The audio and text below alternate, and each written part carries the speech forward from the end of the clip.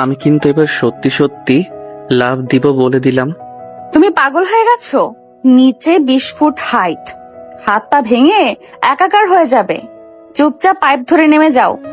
আব্বু টের পেলে কিন্তু আজকে পুলিশ ডেকে এনকাউন্টার করে দেবে। পুলিশ ডেকে লাভ নেই। তোমার আব্বুর ওসি কামরুল আমার কিছু করতে পারবে না। আমি বরং তোমার রুমে আসছি। বাইরে যা মশা। একদম না।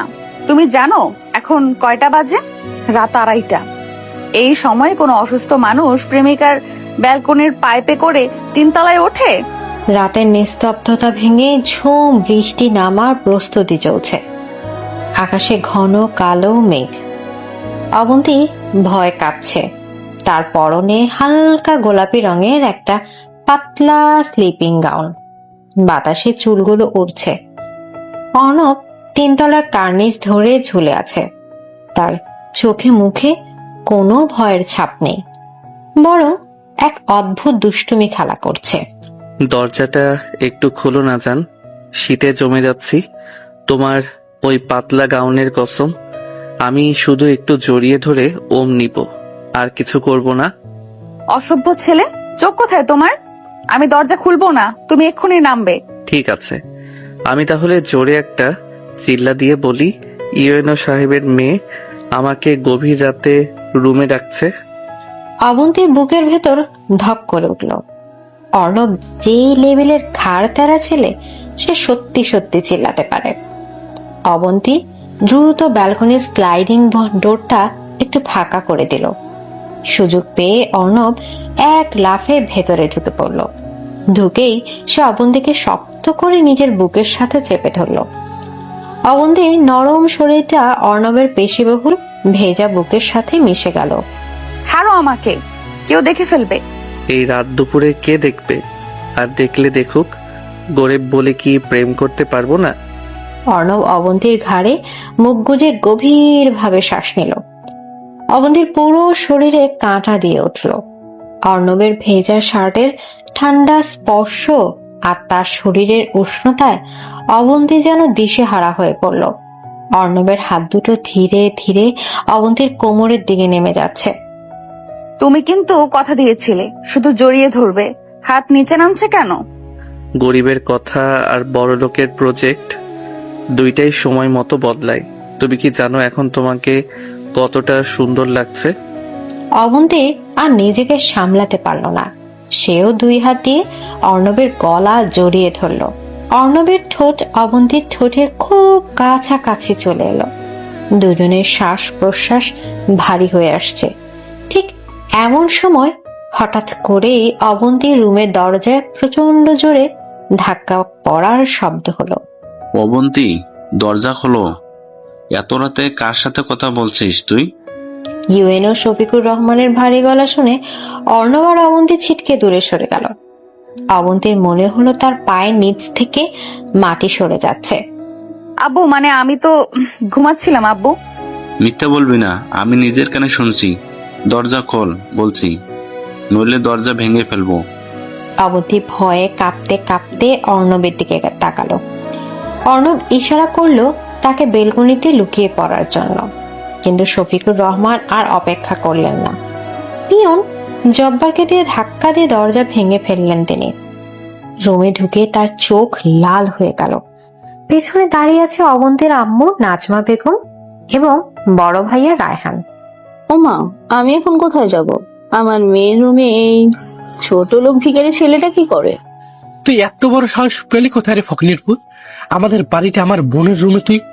রায়হান এগিয়ে এসে অর্ণবের কলার চেপে ধরল, কিন্তু অর্ণব একটুও ভয় পেল না। সে শান্ত দৃষ্টিতে রায়হানের দিকে তাকিয়ে রইল। কলারটা ছাড়েন ভাইয়া, শার্টটা অনেক দাম দিয়ে কিনেছি। ছিঁড়ে গেলে ক্ষতিপূরণ কিন্তু আপনাকে দিতে হবে। চুপ কর বেয়াদব, তুই জানিস আমি কে? আমি এই উপজেলার ইউএনও। একটা কথায় তোকে গুম করে দিতে পারি। আব্বু প্লিজ, ওকে কিছু বলো না। দোষ ওর না, আমি ওকে আসতে বলেছিলাম। আমরা একে অপরকে ভালোবাসি। শফিকুর রহমান রাগে থরথর করে কাঁপতে লাগলেন। নিজের আদরের মেয়ের মুখের এমন কথা তিনি স্বপ্নেও আশা করেননি। তিনি সজোরে অবন্তীর গালে একটা চর বসিয়ে দিলেন। অবন্তী ছিটকে বিছানায় পড়ে গেল। গায়ে হাত তুলবেন না বলে দিচ্ছি, ওকে আমি ভালোবাসি। তোর মতো রাস্তার ফিকারের সাথে আমার মেয়ের ভালোবাসা? কালই আমি তোর নামে থানায় চুরির মামলা দেব। না নাজমা, মামলা দিলে কেলেঙ্কারি হবে। সবাই জেনে যাবে ইউএনও সাহেবের মেয়ে মাঝরাতে এক গরিব ছেলের সাথে রুমে ধরা পড়েছে। আমার মান সম্মান সব মাটিতে মিশে যাবে। তাহলে কি করবো আব্বু? পুলিশে না দিলে তো এই ব্যাটা মাথায় উঠবে। কাজী ডাক এখনই।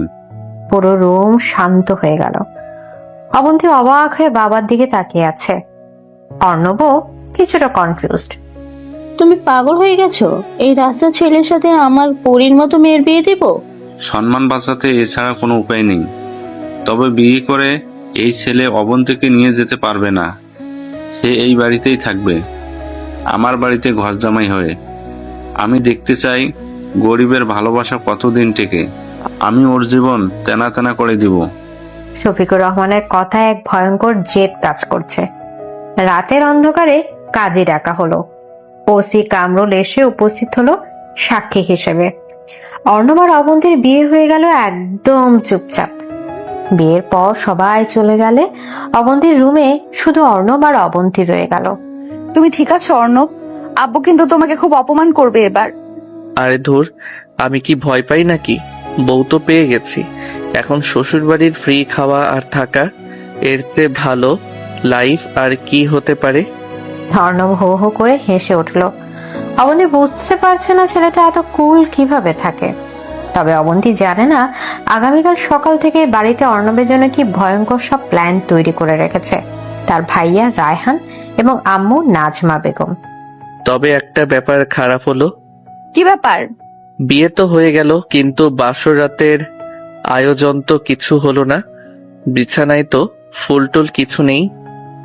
অর্ণব দুষ্ট হাসি দিয়ে অবন্তীর দিকে এগিয়ে গেল। অবন্তীর মুখ লজ্জায় লাল হয়ে উঠল। তুমি একটু দূরে থাকো তো, আমার খুব ভয় করছে। নিজের বউয়ের কাছে আসতে আবার কিসের ভয়? আজ থেকে তুমি আমার লিগেল বউ, ইউনো সাহেবের মেয়ে। এখন থেকে এই গরিব ছেলের প্রপার্টি। অর্ণব অবন্তীর গাউন ধরে নিজের দিকে টান দিল। অবন্তী এসে পড়লো অর্ণবের বুকের ওপর। বাইরে তখনও মুষলধারে বৃষ্টি পড়ছে, আর রুমের ভেতর শুরু হচ্ছে নতুন এক সম্পর্কের তীব্র রোমাঞ্চকর অধ্যায়।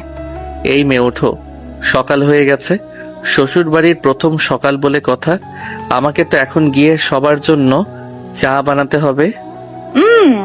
আর একটু ঘুমাতে দাও না, সারা রাত তো ঘুমাতেই দাওনি, এখন আবার সকাল সকাল বিরক্ত করছো কেন? এদিকে সকালে মিষ্টি রোদ জানালার পর্দা ভেদ করে অবন্তীর চোখে পড়ছে। রাতের বৃষ্টি শেষে চারপাশটা একদম শান্ত। অবন্তী বিছানায় উপুর হয়ে শুয়ে আছে। তার গায়ের উপর থেকে পাতলা কম্বলটা কিছুটা সরে গেছে।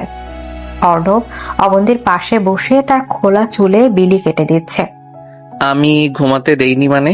তুমি নিজেই তো আমাকে ছাড়ছিলে না, এখন সব দোষ আমার ঘাড়েই চাপিয়ে দিচ্ছ। একদম মিথ্যা কথা বলবে না, তুমি একটা অসভ্য। আব্বু কাল রাতে ওভাবে আমাদের বিয়ে দিয়ে দিল, আমার মনটা কতটা খারাপ ছিল, আর তুমি ওই সিচুয়েশনেও রোমান্স শুরু করে দিলে। একটু ভয় ডর নেই তোমার? বউ আমার, রোমান্স করব না তো কি বসে বসে জিকির করব? তাছাড়া তোমার আব্বু তো আমাকে ঘর জামাই রেখেছে, ঘর জামাই ডিউটি তো ঠিক মতো পালন করতে হবে নাকি? বউকে খুশি রাখাই তো আমার প্রধান কাজ। চুপ করো ফাজিল ছেলে, আব্বু তোমাকে অপমান করার জন্য এই বিয়েতে রেখেছে। তুমি বুঝতে পারছো না আজ সকাল থেকে তোমার সাথে এরা কি কি করবে? ভাইয়া তো কাল রাত থেকে এর আগে ফুসছে। ফুসতে দাও, ব্যাং ফুসলে কি আর সাপ ভয় পায়? তুমি ওঠো তো এখন, ফ্রেশ হয়ে নাও, আমি নিচে যাচ্ছি। এই বাড়ির সবার সাথে সকালের মোলাকাতটা সেরে আসি। তুমি নিচে যাবে? ভাইয়া আর আম্মু যদি কিছু বলে? ওরা কিন্তু তোমাকে ছাড়বে না অর্ণব। বললে বলবে, আমি কি চুরি করে থাকছি নাকি এই বাড়িতে? লিগেল বিয়ে করে থাকছি, কাবিন নামায় সাইন করেছি, কাজী ডেকে বিয়ে হয়েছে, বুক ফুলিয়ে হাঁটবো আমি। অর্ণব বিছানা থেকে উঠে দাঁড়ালো। অবন্তী উঠে বসে অর্ণবের হাত চেপে ধরল। অবন্তীর চোখে এক ধরনের ভয় আর একই সাথে গভীরভাবে ভালোবাসা কাজ করছে। অর্ণব অবন্তী কপাল একটু চুমু খেয়ে তাকে আশ্বস্ত করলো। এরপর শার্টের বোতাম লাগাতে লাগাতে নিচে ডাইনিং স্পেসের দিকে পা বাড়ালো। এই রুবিনা, টেবিলে নাস্তা দিসনি কেন এখনো? তোদের কি কাজের কোনো খেয়াল আছে? সকাল 8টা বেজে গেছে। খালাম্মা, নাস্তা তো রেডি, কিন্তু ওই নতুন ভাইজান তো এখনো নিচে নামে নাই। ওনার জন্য কি ওয়েট করব? একদম চুপ। ওই ভিখারিকে তুই ভাইজান বলবি না। ও এই বাড়ির চাকরির চেয়ে অধম। ওর জন্য আবার ওয়েট কিসের? আমরা খেয়ে নেব, ও খাবে সবার শেষে রান্নাঘরে বসে। আরে তুমি এত রাগ করছো কেন? আব্বু তো ঠিকই করেছে, গরিব মানুষকে তার জায়গাটা বুঝিয়ে দেওয়া দরকার। অবন্তীটাও এত বোকা, ওই রাস্তার ছেলের মধ্যে কি দেখেছে কে জানে। আমার তো ভাবতেই গা গুলে উঠছে। তোদের মুখে কি কোনো লাগাম নেই? ঘরের বউ হয়ে সারা তুই আরেকজনের নামে এত কথা বলিস কেন? আর রায়হান ছেলেটা এখন তোর বোনের জামাই, সম্মান দিয়ে কথা বলবি। মানুষের সম্মান টাকায় মাপা যায় না। ডাইনিং টেবিলে এক বিশাল যুদ্ধ পরিস্থিতি বিরাজ করছে। শফিকুর রহমান খবরের কাগজ পড়ছেন আর মাঝে মাঝে গম্ভীর মুখে সবার কথা শুনছেন। এমন সময় অর্ণব সিঁড়ি বেয়ে নিচে নেমে এলো। তার মুখে এক গাল হাসি, মনে হচ্ছে সে কোনো 5 স্টার হোটেলে ছুটি কাটাতে এসেছে। Good morning everyone. শ্বশুর আব্বু কেমন আছেন? রাতে ঘুম ভালো হয়েছে তো? আমার বাড়িতে থেকে আমাকে জ্ঞান দিচ্ছ? তোমার সাহস তো কম না। জ্ঞান কোথায় দিলাম, খোঁজ নিচ্ছিলাম। শাশুড়ি আম্মু নাস্তায় কি বানিয়েছেন? খুব ক্ষুধা লেগেছে। কাল রাতে তো অনেক এনার্জি লস হয়েছে। অর্ণবের কথা শুনে ডাইনিং টেবিলে 3 পতন নীরবতা নেমে এলো। সারা চোখ বড় বড় করে তাকালো। রায়হানের চেহারা রাগে লাল হয়ে গেল। শফিকুর রহমান খবরের কাগজটা সজোরে টেবিলের উপর আছড়ে ফেললেন। তুই এত বড় কথা বলিস আমাদের সামনে? তোরে এত সাহস কে দিল ফকিনের ভূত? সাহস আবার কে দিবে? নিজের বউয়ের সাথে রাতে এনার্জি লস করেছি, সেটা শাশুড়ি আম্মুকে বললাম। এতে দোষের কি হলো? আপনারা কি রাতে এনার্জি লস করেন না? নাকি আপনাদের সব এনার্জি শুধু রাগ দেখাতেই শেষ হয়ে যায়? ছেলেটা তো খুব রসিক আছে। আয় ভাই আয়, আমার পাশে এসে বস। তুই আমার পাশে বসে খাবি। আম্মা, আপনি ওকে প্রশ্রয় দিচ্ছেন কেন? এই ছোট লোকটা আমাদের মুখের উপরে কথা বলছে আর আপনি হাসছেন। আরে রাগ তোর ছোট লোক। আমার নাতনি ওকে পছন্দ করে বিয়ে করেছে, এখন সে এই বাড়ির সদস্য। তাকে নাস্তা দে। আর কেউ একটা কথা বললে আমি কিন্তু ভালো করব না। না, এই বাড়িতে ও কোনো কাজ ছাড়া বসে বসে খেতে পারবে না। ও যদি খেতে চায় তবে এই বাড়ির কাজ করতে হবে। কাজ? আমি তো কাজ করতেই রাজি। শ্বশুর আব্বু তো আমাকে ঘর জামাই বানিয়েছেন। বলুন কি কাজ করতে হবে, আমি সব কাজ পারফেক্টলি করতে পারি। তুমি এখন গিয়ে আমার আর রায়হানের গাড়ি দুটা ধুয়ে দিবে, শ্যাম্পু দিয়ে ভালো করে পরিষ্কার করবে, তারপর বাগানের ঘাস কাটবে। এরপর এসে তুমি নাস্তা করবে। রুবিনা, ওকে কাজের জিনিসপত্র দেখিয়ে দে। ঠিক আছে শ্বশুর আব্বু, কোনো সমস্যা নেই। আমি এখনই যাচ্ছি, আপনারা আরাম করে নাস্তা করেন। অর্ণব কোনো প্রতিবাদ না করেই হাসির মুখে বাইরে চলে গেল। রায়হান আর শফিকুর রহমান একে অপরের দিকে তাকিয়ে একটা বিজয়ের হাসি হাসলো। তারা ভেবেছিল অর্ণব কাজ করতে অস্বীকার করবে আর তারা ওকে অপমান করার সুযোগও পাবে, কিন্তু অর্ণব এত সহজে রাজি হয়ে যাওয়ায় তারা কিছুটা অবাক হলো। অবন্তী এতক্ষণ সিঁড়ির কাছে দাঁড়িয়ে সব শুনছিল। অর্ণব কিভাবে কাজ করতে দেখে তার চোখে পানি চলে এলো। সে দৌড়ে বাবার সামনে এসে দাঁড়ালো। আব্বু, তুমি এটা ঠিক করলে না। অর্ণব এই বাড়ির কাজের লোক না, ও আমার স্বামী। ওকে দিয়ে তুমি এই গাড়ি ধোয়াচ্ছ? তুই চুপ করে থাক অবন্তী। তোর জন্য আমার মান সম্মান ধুলে মিশে গেছে। এই ছেলেকে আমি এমন শিক্ষা দেব যে সে নিজেই তোকে ছেড়ে পালাতে বাধ্য হয়। অবন্তী আর কিছু না বলে সোজা নিজের রুমে চলে গেল। তার খুব কান্না পাচ্ছে। এদিকে বাইরে অর্ণব পাইপ দিয়ে গাড়িতে পানি দিচ্ছে। পিয়ন জব্বার সেখানে এসে হাজির হলো। জব্বারের হাতে একটা চায়ের কাপ। ভাইজান, আপনি এই কাজ করতেছেন কেন? আপনি তো এই বাড়ির জামাই, আপনার তো ড্রেসিং রুমে বসে চা খাওয়ার কথা। আমি পিওর মানুষ, আমি তো এই বাড়িতে এত কাজ করি না। আরে জব্বার ভাই, শ্বশুর বাড়ির গাড়ি ধোয়া কি কম সৌভাগ্যের কথা? তুমি এক কাজ করো, ওই বালতি থেকে শ্যাম্পুটা একটু নিয়ে আসো তো। আর হ্যাঁ, তোমার হাতের চাটা একটু দাও তো, গলা শুকিয়ে গেছে। জি ভাইজান, এই নেন চা।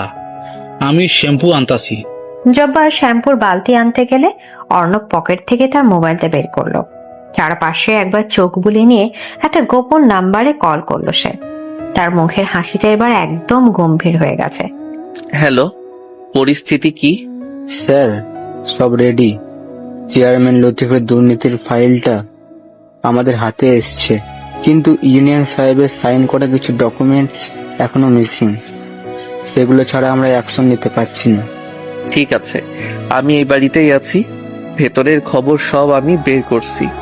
তোমরা বাইরে থেকে নজর রাখো, কেউ যেন বিন্দুমাত্র সন্দেহ না করে। আমার এই পরিচয় যেন কোনোভাবেই লিক না হয়। জি স্যার। কিন্তু স্যার, আপনি কি ঠিক আছেন? শুনেছি আপনাকে নাকি ইউনিয়ন সাহেব বাড়িতে আটকে রেখে। আমার চিন্তা করতে হবে না, আমি এখানে খুব মজায় আছি। বউয়ের সাথে রোমান্সও চলছে, আবার ইনভেস্টিগেশনও। তুমি তোমার কাজ করো, আমি সিগন্যাল দিলে তবেই রেডি হবে। অর্ণব দ্রুত ফোনটা পকেটে ঢুকিয়ে নিল। ঠিক সেই মুহূর্তে রায়হান সেখানে এসে হাজির। রায়হানের চোখে সন্দেহের দৃষ্টি। সে অর্ণবকে খুব ভালোভাবে পর্যবেক্ষণ করছে। কিরে, একা একা বিড়বিড় করে কি বলিস? আর কাজ বাদ দিয়ে দাঁড়িয়ে আছিস কেন? হাতে তো দেখছি জব্বরের চায়ের কাপ। নবাবজাদা নাকি তুই? কই ভাইয়া, আমি তো গাড়িতে পানি দিচ্ছিলাম। ভাবছিলাম গাড়িটা এত সুন্দর, ঠিক আপনার ভাবির মতো, তাই একটু তাকিয়ে দেখছিলাম। একদম ফালতু কথা বলবি না। তোর মতো ফকরের ঘরে কোনোদিন গাড়ির টায়ার ছিল? আমার বউকে নিয়ে কোনো কথা বললে তোর জিপ টেনে ছিঁড়ে ফেলবো। আরে ভাইয়া, রাগ করছেন কেন? আমি তো আপনার বউয়ের প্রশংসা করছিলাম। সারা ভাবি তো মাশাআল্লাহ অনেক সুন্দর, তবে আপনার সাথে ঠিক মানায় না। আপনাকে তো দেখলে মনে হয় উগান্ডার জঙ্গলি। কি বললি তুই? তোর এত বড় সাহস? না না, কিছু না, আমি গাড়ি ধুচ্ছি। আপনি ভেতরে যান, রোদে দাঁড়ালে আপনার স্কিন আরো কালো হয়ে যাবে। পরে ভাবি আপনাকে ডিভোর্স দিয়ে দিলে আমার দোষ দিতে পারবেন না। রায়হান রাগে গজগজ করতে করতে চলে গেল। অর্ণব মুচকি হাসলো। গাড়ি ধোয়া শেষ করে অর্ণব বাগানের ঘাস কাটতে শুরু করলো। প্রায় 2 ঘন্টা পর কাজ শেষ করে সে ঘামে ভিজে একাকার হয়ে বাড়ির ভেতর ঢুকলো। তার পুরো শার্ট ঘামে লেপ্টে আছে। কিরে, কাজ শেষ? এখন কি গোসল করে নে। রান্নাঘরে তোর জন্য পান্তা ভাত আর কাঁচামরিচ রাখা আছে, ওইটা খেয়ে নিবি। ডাইনিং টেবিলে বসার কোনো দরকার নেই। শাশুড়ি আম্মু, আপনি এত ভালো কেন? আমার যে পান্তা ভাত কত পছন্দ, আপনি জানলেন কি করে? আমি এখনই গোসল করে আসছি। শ্বশুর বাড়ির পান্তা ভাতের স্বাদই আলাদা। অর্ণব সোজা অবন্তীর রুমে চলে গেল। রুমে ঢুকে সে দেখলো অবন্তী বিছানায় বসে কাঁদছে। অর্ণবকে ঘামে ভেজা অবস্থায় দেখে অবন্তী দৌড়ে এসে তাকে জড়িয়ে ধরলো। অর্ণবের শরীরে ঘামের গন্ধ যেন অবন্তীর কাছে পৃথিবীর সবচেয়ে দামি পারফিউমের মতো লাগছে। তুমি কেন এসব সহ্য করছো অর্ণব? চলো আমরা এই বাড়ি থেকে পালিয়ে যাই। আমি এখানে আর এক মুহূর্ত থাকতে চাই না, ওরা তোমাকে শেষ করে ফেলবে। পাগল মেয়ে, পালাবো কেন? আমি কি ভয় পেয়েছি নাকি? তুমি দেখো না আমি কত মজায় আছি। মজায় আছো? তোমাকে দিয়ে ওরা চাকরের মতো কাজ করাচ্ছে, তোমাকে পান্তা ভাত খেতে বলছে, আর তুমি বলছো মজায় আছো? তোমার কি আত্মসম্মান বলতে কিছু নেই? আরে বোকা, এসব তো গল্পের মতো লাগছে। গরিব ছেলে বড় লোকের বাড়িতে অপমানিত হচ্ছে, এরপর একদিন হিরো হয়ে সবাইকে চমকে দেবে। তুমি শুধু ওয়েট অ্যান্ড ওয়াচ। অবন্তী অর্ণবের বুকে মাথা রেখে ফুঁপিয়ে কাঁদতে লাগলো। অর্ণব অবন্তীর থুতনি ধরে মুখটা উপরে তুলল। অবন্তীর ভেজা চোখ আর গোলাপের মতো নরম ঠোঁট দেখে অর্ণবের ভেতরটা কেমন যেন করে উঠল। সে নিজেকে আর সামলাতে পারছে না। তুমি এভাবে কাঁদলে কিন্তু আমি নিজেকে কন্ট্রোল করতে পারবো না, বলে দিচ্ছি। কন্ট্রোল করতে কে বলেছে তোমাকে? তুমি আমার স্বামী, আমার সব কিছুর উপর শুধু তোমার অধিকার। অবন্তীর কথায় অর্ণবের শরীরে আগুন ধরে গেল। সে অবন্তীকে পাঁজাগুলো করে কোলে তুলে নিল। অবন্তী অর্ণবের ভেজা শার্টের কলার শক্ত করে চেপে ধরল। অর্ণব অবন্তীকে বিছানায় শুয়ে দিয়ে দরজার লকটা লাগিয়ে দিল। রুমের ভেতর পরিবেশটা মুহূর্তেই ভারী হয়ে উঠল। আজ কিন্তু আমি কোনো ছাড় দেব না অবন্তী। তোমার এই অহংকারী ফ্যামিলি আমাকে যতটা কষ্ট দিচ্ছে তার সব শোধ আমি তোমার উপর তুলবো। আমি তো তোমার জন্যই অপেক্ষা করছি। তুমি আমাকে যত খুশি শাস্তি দিতে পারো, আমি তোমার সব শাস্তি মাথা পেতে নেব। অর্ণব আর কোনো কথা না বলে অবন্তীর ঠোঁটে নিজের ঠোঁট ডুবিয়ে দিল। অবন্তী চোখ বন্ধ করে সে গভীর চুম্বনে সাড়া দিল। অর্ণবের শক্ত হাত দুটো অবন্তীর শরীরে বিভিন্ন জায়গায় বিচরণ করতে শুরু করলো। অবন্তীর শরীর থেকে এক অদ্ভুত সুন্দর সুবাস বের হচ্ছে। অর্ণব ধীরে ধীরে অবন্তীর ঘাড়, গলা এবং কাঁধে তার উষ্ণ স্পর্শ বলে দিতে লাগলো। অবন্তী উত্তেজনায় কাঁপছে। অর্ণব, তুমি এত পাগল কেন? আমাকে একটু নিঃশ্বাস নিতে দাও। এখন নিঃশ্বাস নেওয়ার সময় নেই, এখন শুধু আমার রাজত্ব চলবে। আজ আমি তোমাকে বোঝাবো গরিব ছেলের ভালোবাসা কতটা গভীর হতে পারে। দুপুরের কড়া রোদ জানালার কাঁচ ভেদ করে রুমের ভেতর পড়ছে, আর সেই রোদের আলোয় অর্ণব এবং অবন্তী এক তীব্র ভালোবাসার সাগরে ডুবে যাচ্ছে। দুজনের শরীর একাকার হয়ে গেছে। অবন্তীর নরম শরীর অর্ণবের পেশিবহুল শরীরে মিশে এক অদ্ভুত শিহরণ তৈরি করছে। বাইরের পৃথিবীর সমস্ত অপমান, ষড়যন্ত্র আর হিসাব নিকাশ যেন এই বদ্ধ ঘরের ভেতরে এসে থমকে গেছে। বেশ অনেকটা সময় পর তাদের এই ভালোবাসার খেলায় বাধা পড়ল। ও অবন্তী আপু, দরজা খোলেন, খালাম্মা আপনারে নিচে ডাকতেছে, তাড়াতাড়ি আসেন। রুবিনার ডাকে অর্ণব আর অবন্তী চমকে উঠল। অবন্তী দ্রুত নিজের পোশাক ঠিক করে নিল। অর্ণব একটা দীর্ঘশ্বাস ফেলে বিছানা থেকে উঠল। তার চোখে মুখে চরম বিরক্তি। এই রুবিনা মেয়েটার কোনো সেন্স নেই, ঠিক রোমান্সের মাঝখানেই এসে ডিস্টার্ব করে। ওকে একদিন ধরে এমন শিক্ষা দেব না। তুমি এখন বাথরুমে যাও, আমি দেখছি আম্মু কেন ডাকছে। তুমি ফ্রেশ হয়ে নিচে আসো। ঠিক আছে, কিন্তু আমাদের খেলা কিন্তু এখনো শেষ হয়নি। রাতে এর ডাবল সুদ আসল সহ উসুল করব, রেডি থেকো। অর্ণব চোখ টিপে বাথরুমে ঢুকে গেল। অবন্তী লজ্জা মাখা মুখে দরজা খুলে নিচে নামলো। ড্রয়িং রুমে সবাই বসা। খালামণি আর খালু এসেছে, তাদের সাথে রিয়াও আছে। রিয়া অবন্তীর খালাতো বোন। কি রে অবন্তী, শুনলাম তুই নাকি কোন রাস্তার ফকিরকে বিয়ে করেছিস। দুলাভাইয়ের সম্মানটা তুই এভাবে শেষ করলি? আমাদের তো মুখ দেখানোর কোনো জায়গা রইল না। খালামণি, অর্ণব রাস্তার ফকির না, সে আমার স্বামী। তাকে সম্মান দিয়ে কথা বলো। আমি তাকে ভালোবেসে বিয়ে করেছি। ওমা, তুই দেখি এখনই স্বামীর জন্য পাগল হয়ে গেছিস। তা তোর স্বামী কোথায়? ডাক্তারকে দেখি একটু। কত বড় হিরো সেজে তা তোর মন চুরি করে নিল। এমন সময় অর্ণব গোসল শেষ করে নিচে নেমে এলো। তার পরনে একটা সাদা টি শার্ট আর কালো ট্রাউজার, ভেজা চুল আর ফ্রেশ লুক। রিয়া অর্ণবকে দেখে যেন হা হয়ে গেল। সে ভাবতেই পারেনি অবন্তীর জামাই এতটা হ্যান্ডসাম হবে। রিয়া চোখ যেন অর্ণবের উপর আটকে গেল। আসসালামু আলাইকুম খালামণি, কেমন আছেন? ওয়ালাইকুম আসসালাম। তা তুমি সেই গরিব ছেলে যে আমার দুলাভাইয়ের মেয়েকে ফাঁসিয়েছো? দেখতে তো একেবারে খারাপ না। ফাঁসিয়েছি বলবেন না খালামণি, ভালোবেসে বিয়ে করেছি। আর গরিব হলেও আমার মনটা কিন্তু অনেক বড়। হাই অর্ণব ভাইয়া, আমি রিয়া, অবন্তীর কাজিন।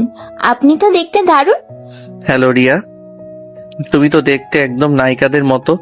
তোমাকে তো সিনেমায় হিরোইন হিসেবে নেওয়া উচিত।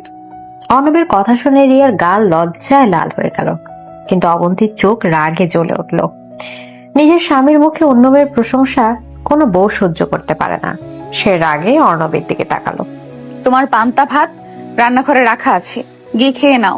এখানে ফালতু বকবক করতে হবে না, যাও এখান থেকে। আরে বউ, তুমি এত রেগে যাচ্ছ কেন? রিয়া তো তোমারই বোন। ঠিক আছে, আমি যাচ্ছি খেতে। অর্ণব হাসতে হাসতে রান্নাঘরের দিকে চলে গেল। রিয়া মুগ্ধ দৃষ্টিতে অর্ণবের যাওয়ার দিকে তাকিয়ে রইল। অবন্তী সেটা খেয়াল করে মনে মনে চরম বিরক্ত হলো।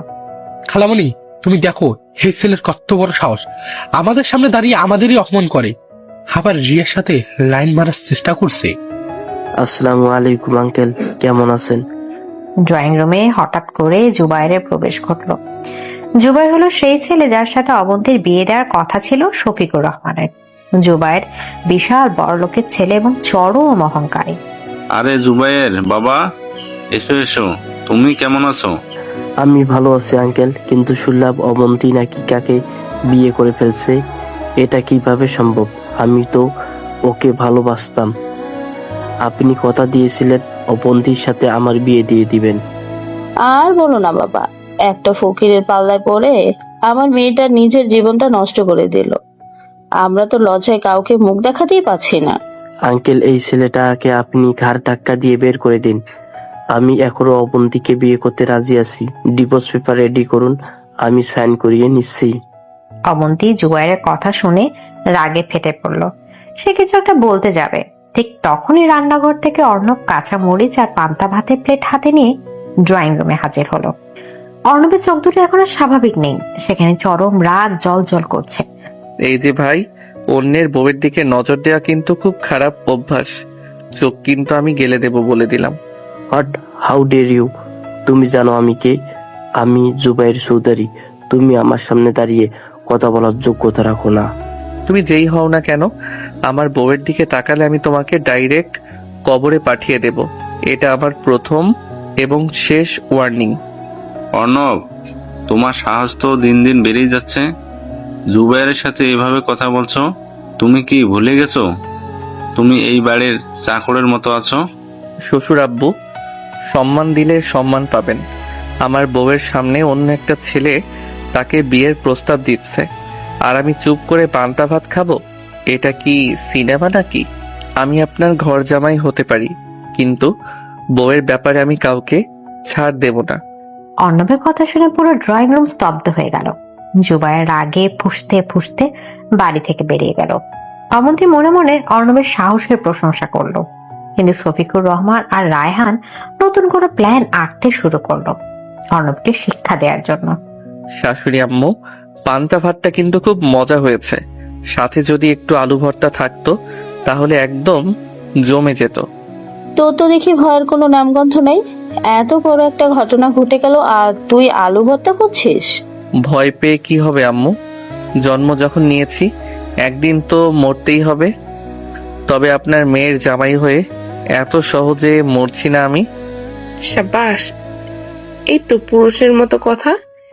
তুই খা ভাই, আমি তোর জন্য আলু ভর্তা বানাচ্ছি। দাদি রান্নাঘরের দিকে চলে গেলেন।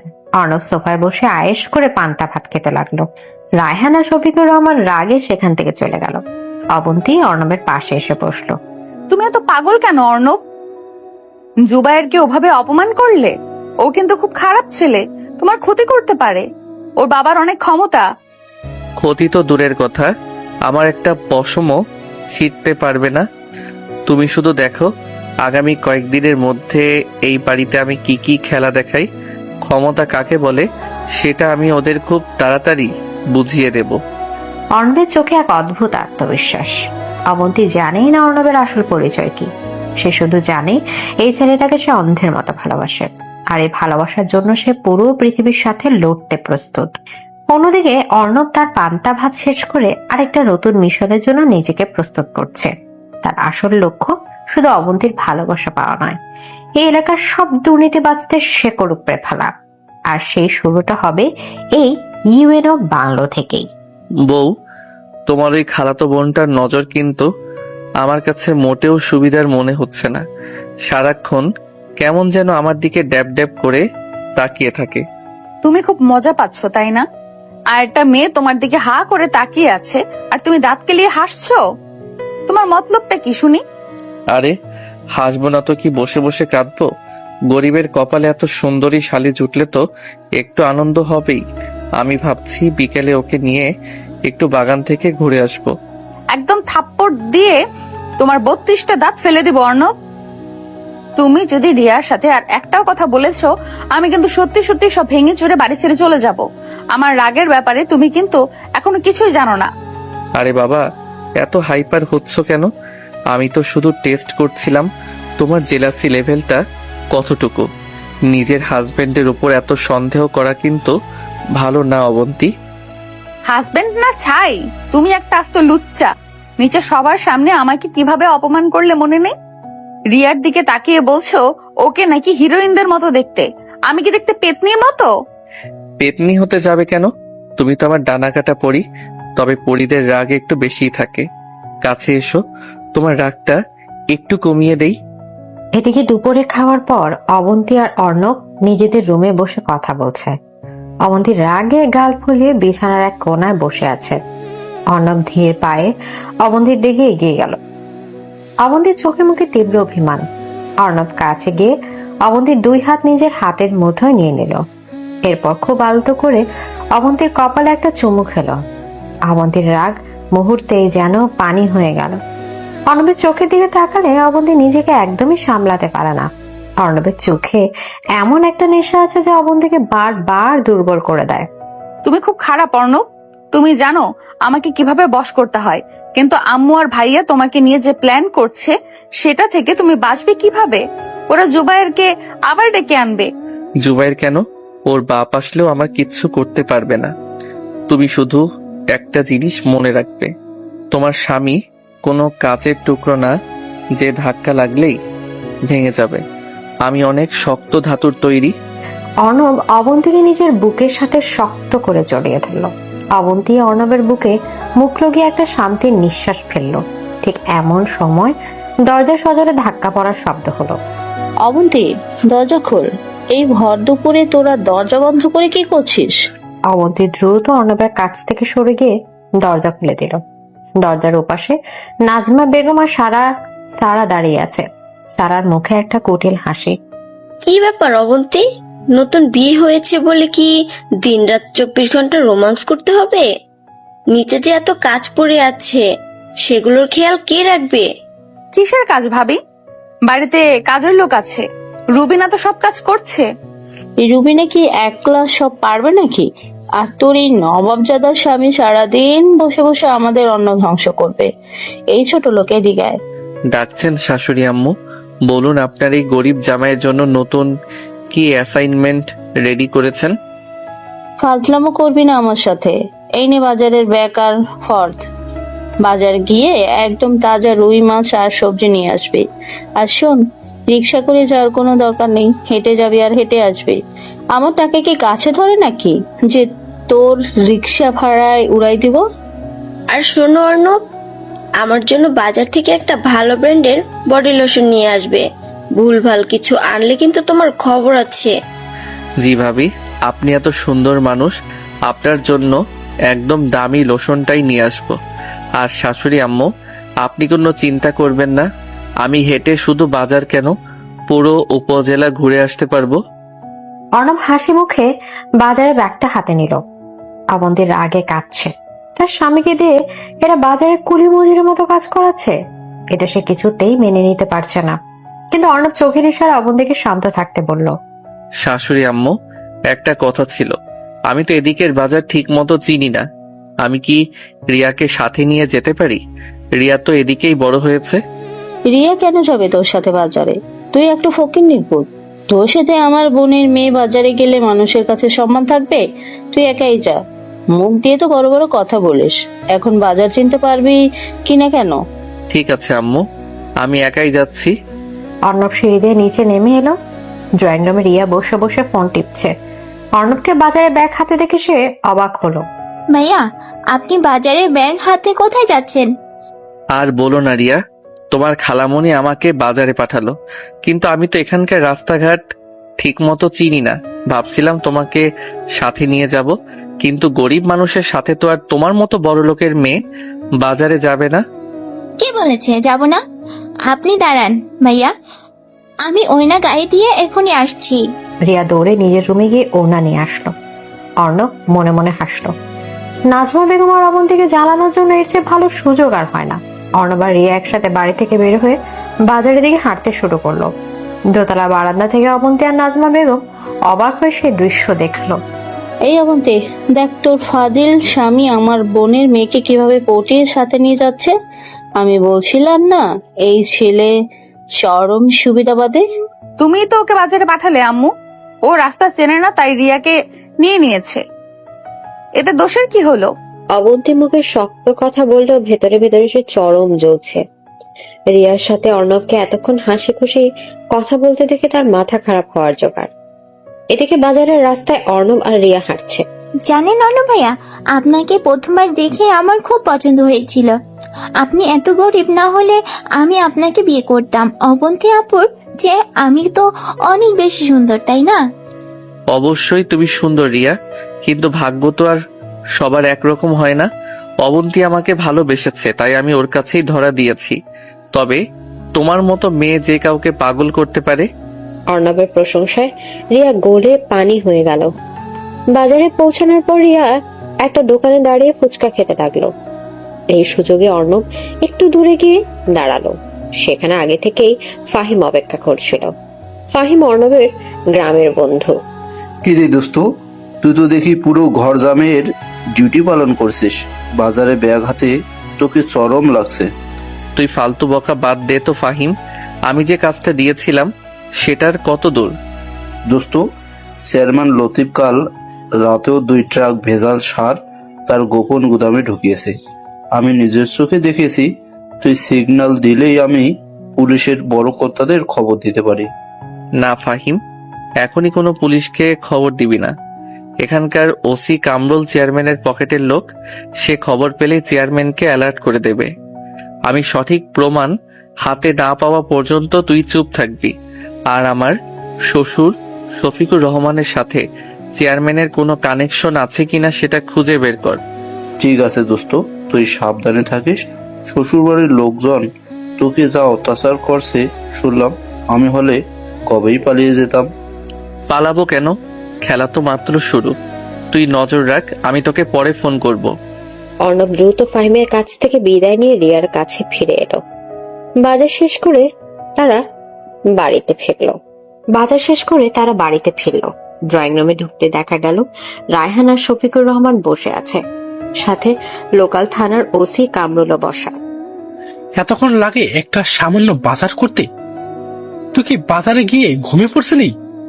ঘুমাবো কেন ভাইয়া, রিয়ার সাথে ছিল তো, তাই ওকে একটু ফুচকা খাওয়ালাম। আর আপনার ওই স্পেশাল বাজারের লিস্ট তো অনেক লম্বা ছিল, তাই সময় লেগেছে। বেশি কথা বলবি না বেয়াদব। বাজারগুলো রান্নাঘরে দিয়ে আয়, আর ওসি সাহেবের জন্য ভালো করে 1 কাপ চা বানিয়ে নিয়ে আয়। অর্ণব বাজারে ব্যাগ রান্নাঘরে রেখে চা বানাতে লাগলো। ওসি কামরুল শফিকুর রহমানের দিকে তাকিয়ে একটা বাঁকা হাসি দিল। স্যার, আপনার এই নতুন জামাই দেখছি পুরো প্যাকেজ। দেখতেও ভালো, আবার বাড়ির সব কাজ করতেও পারে। এমন কাজের লোক আজকাল টাকা দিয়েও পাওয়া যায় না। আর বলবেন না কামুল সাহেব, এই ছোট লোকটার জন্য আমার মান সম্মান পুরো মাটির সাথে মিশে গেছে। আমি ওকে এমন শিক্ষা দিচ্ছি যে ও খুব তাড়াতাড়ি অবন্তীকে তালাক দিয়ে এই বাড়ি থেকে পালাবে। অর্ণব চায়ের ট্রে হাতে নিয়ে ড্রয়িং রুমে এলো। ওসি কামরুলের সামনে চায়ের কাপটা খুব সাবধানে নামিয়ে রাখলো। এই ছেলে শোনো, তুমি তো দেখি খুব চালাক। ইউনুস সাহেবের মেয়েকে ফাঁদে ফেলে বিয়ে করেছো। তুমি জানো আমি কে? আমি এই এলাকার ওসি। আমি চাইলে তোমাকে এক্ষুনি অ্যারেস্ট করে রিমান্ডে নিয়ে হাড্ডি গুঁড়ো করে দিতে পারি। আমাকে অ্যারেস্ট করবেন স্যার? কেন স্যার, আমি তো কোনো অপরাধ করিনি। নিজের বউকে ভালোবেসে বিয়ে করেছি। বাংলাদেশের আইনে কি ভালোবেসে বিয়ে করা কোনো অপরাধ? আর তাছাড়া বিনা ওয়ারেন্টে তো পুলিশ কাউকে অ্যারেস্ট করতে পারে না, তাই না স্যার? অর্ণবের মুখে আইনের কথা শুনে ওসি কামরুল কিছুটা থতমত খেয়ে গেল। একটা সাধারণ গরিব ছেলে এত জোর গলা আইনের কথা বলছে, এটা সে আশা করেনি। তুমি আমাকে আইনের ভয় দেখাচ্ছ? 2 টাকার গরিব ছেলে তুমি, তোমার এত বড় সাহস? আমি গরিব হতে পারি স্যার, কিন্তু বোকা না। আপনি আরাম করে চা খান, শ্বশুরবাড়ির চা মিস করবেন না। আমি বরং ভেতরে যাই। আমার বউ আবার আমাকে ছাড়া এক মুহূর্ত থাকতে পারে না। অর্ণব একটা তাচ্ছিলেন হাসিতে ভেতরে চলে গেল। ওসি কামরুল অবাক হয়ে শফিকুর রহমানের দিকে তাকাল। এই ছেলের চোখের দৃষ্টিতে এমন কিছু একটা ছিল যা তাকে কয়েক সেকেন্ডের জন্য হলেও ভয় পাইয়ে দিয়েছিল। রাত নেমেছে, পুরো বাংলো বাড়ি নিস্তব্ধ। অর্ণব রুমে ঢুকে দেখলো অবন্তী জানালার পাশে মন খারাপ করে দাঁড়িয়ে আছে। অর্ণব পেছন থেকে গিয়ে অবন্তীকে শক্ত করে জড়িয়ে ধরলো। অবন্তী নিজেকে ছাড়িয়ে নেয়ার চেষ্টা করলো। আমাকে ধরবে না তুমি। তুমি রিয়ার সাথে যাও, সারাদিন তো ওর সাথে এই ফষ্টি করলে। তুমি এত বোকা কেন অবন্তী? তুমি কি বোঝো না আমি ওদের রাগানোর জন্যই রিয়ার সাথে ভালো ব্যবহার করছি? তুমি ছাড়া আমার জীবনে আর কেউ নেই, এটা কি তুমি বিশ্বাস করো না? অর্ণব অবন্তীকে ঘুরিয়ে নিজের দিকে ফেরালো। অবন্তীর চোখে জল টলমল করছে। অর্ণব নিজের আঙুল দিয়ে অবন্তীর চোখের পানি মুছে দিল। অবন্তীর নরম গালটা অর্ণবের হাতের স্পর্শে কিছুটা গরম হয়ে উঠল। আমি তোমাকে অনেক ভালোবাসি অর্ণব, কিন্তু এই বাড়িতে তোমার এত অপমান আমি সহ্য করতে পারছি না, আমার খুব কষ্ট হয়। কোনো কষ্ট হবে না বউ, তুমি শুধু আমার উপর বিশ্বাস রাখো, আমি সব ঠিক করে দেব। অর্ণব ধীরে ধীরে অবন্তীর ঠোঁটের খুব কাছে চলে এলো। অবন্তী চোখ বন্ধ করে নিল। অর্ণবের উষ্ণ শ্বাস অবন্তীর মুখে পড়ছে। অর্ণব গভীর ভাবে অবন্তীর ঠোঁটে চুমু খেলো। এই চুমুনে কোনো তাড়াহুড়া নেই, আছে গভীর এক ভালোবাসা আর অধিকার বোধ। অবন্তী 2 হাত দিয়ে অর্ণবের গলা জড়িয়ে ধরল। অর্ণব অবন্তীকে পাজা গোলা করে কোলে তুলে নিল এবং বিছানার দিকে এগিয়ে গেল। রুমের ম্লান আলোয় দুজনের শরীর যেন ছন্দে মিলেমিশে একাকার হয়ে যাচ্ছে। অর্ণবের প্রতিটি স্পর্শে অবন্তীর শরীরের শিহরণ যাচ্ছে। অবন্তীর পাতলা শাড়ির আঁচল কখন যে মেঝেতে লুটিয়ে পড়েছে সেদিকে দুজনের কারোই খেয়াল নেই। অর্ণব অবন্তীর ঘাড়ে, গলা এবং কানে গভীর চুম্বনের দাগ এগে দিচ্ছে। অবন্তী উত্তেজনা অর্ণবের চুল শক্ত করে চেপে ধরল। অর্ণব, তুমি আমাকে পাগল করে দিচ্ছ। পাগল তো আমি হয়েছি তোমার এই রূপ দেখে।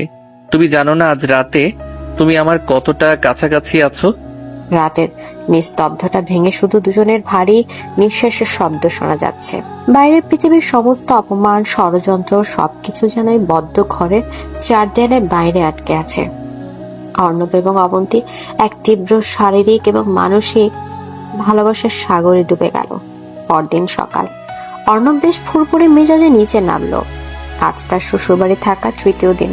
সে জানে আজ নতুন কোনো অপমানের প্ল্যান রেডি করা আছে। ড্রয়িং রুমে রায়হান আর সারা বসে চা খাচ্ছে। দাদি এক কোণায় বসে পান চিবাচ্ছেন। এই অর্ণব, তুমি এত দেরি করে ঘুম থেকে ওঠো কেন? তুমি জানো না এই বাড়িতে কাজের লোকের এত দেরি করে ওঠার নিয়ম নেই? কাজের লোক কোথায় ভাবি, আমি তো এই বাড়ির আদরের জামাই। আর তাছাড়া কাল রাতে যা ধকল গেছে, সকালে তো একটু ঘুম আসতেই পারে। অর্ণবের কথা শুনে সারা লজ্জায় লাল হয়ে গেল। রায়হান রাগে হাতে চায়ের কাপটা টেবিলে আছড়ে রাখলো। ফাজলামো করিস আমার বউর সাথে? তোর মুখটা আমি আজ সেলাই করে দেবো। আরে ভাইয়া, আপনি এত রেগে যান কেন? আমি তো সত্যি কথাই বললাম। আপনারা কি রাতে ধকল নেন না, নাকি আপনারা শুধু ঝগড়াই করেন?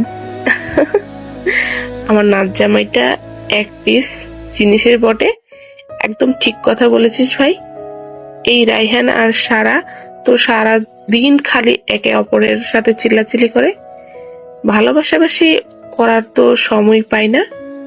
দাদি, তুমি কিন্তু ওকে বেশি প্রশ্রয় দিচ্ছ। ওকে আজ আমি একটা কাজ দেবো, দেখি ও কিভাবে করে। বলুন ভাইয়া, কি কাজ? আপনার জন্য আমি সব করতে রাজি। আমাদের বাগানের পেছনে যে পুরনো পুকুরটা আছে, ওটা সব কচুরিপানা পরিষ্কার করতে হবে একা হাতে। কোনো কাজের লোকের সাহায্য নিতে পারবি না। দুপুরের মধ্যে কাজ শেষ না হলে আজকে তোর কোনো খাবার জুটবে না। রায়হানের মুখে একটা পৈশাচিক হাসি। এ পুকুরে কচি বড়ই পানা পরিষ্কার করা একজন মানুষের পক্ষে সারা দুনিয়াও সম্ভব না। উপরন্তু পুকুরে অনেক জোক আর সাপ আছে। সারাও রায়হানের কথা সায় দিয়ে হাসতে লাগলো। পুকুর পরিষ্কার? বাহ, এটা তো অনেক ভালো কাজ।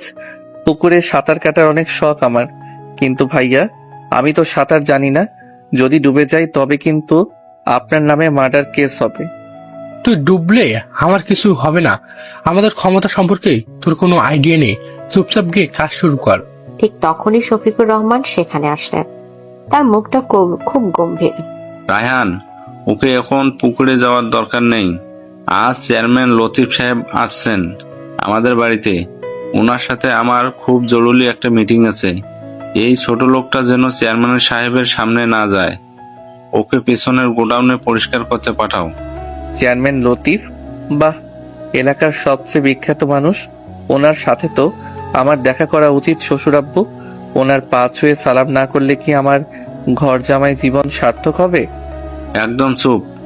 তুই ওই গোডাউনে গিয়ে পড়ে থাকবি।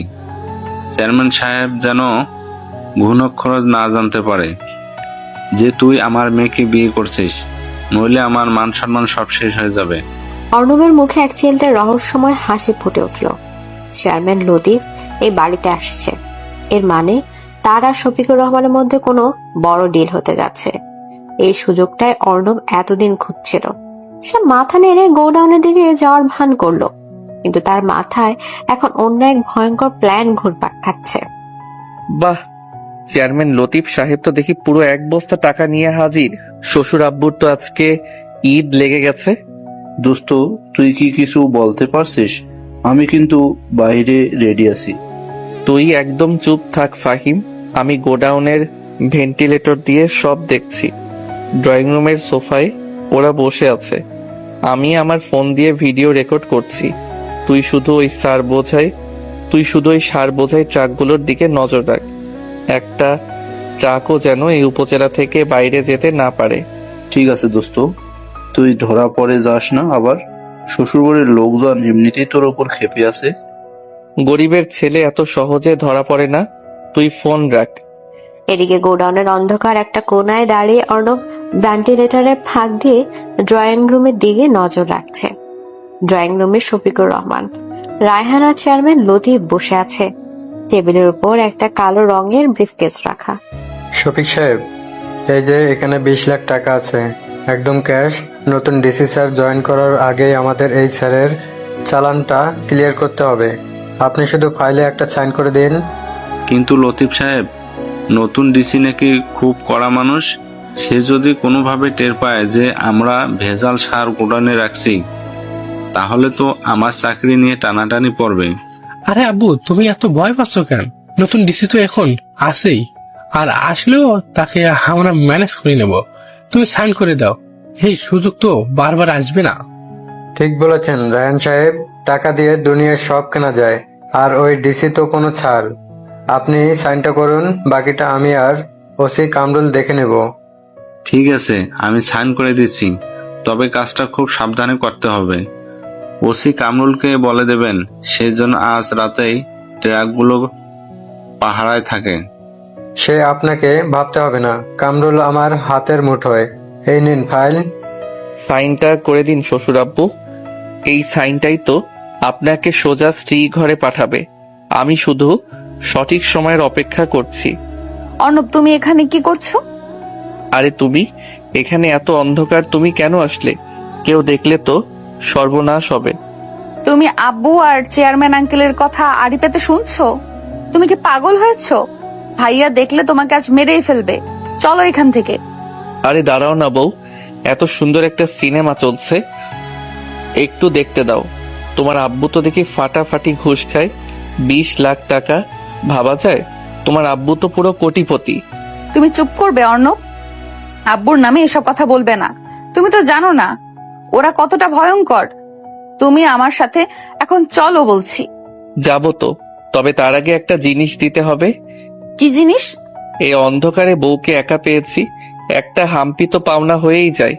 আমি সেই কখন থেকে গোডাউনে বসে আছি, আমার কষ্ট হচ্ছে না? অসভ্য ছেলে মানুষের জান যায় যায় অবস্থা, আর ওনার রোম্যান্স পেয়েছে। একদম কাছে আসবে না বলে দিলাম। আমি কাছে না গেলে তুমি আমার কাছে আসবে। গরিবের রোমান্সের পাওয়ার তুমি এখনো বোঝনি অবন্তী। আমি কিন্তু ছাড়বো না। গোডাউনের আবছা অন্ধকার অর্ণব অবন্তীকে দেয়ালের সাথে চেপে ধরল। অবন্তী ভাওয়ায় আর উত্তেজনায় কাঁপছে।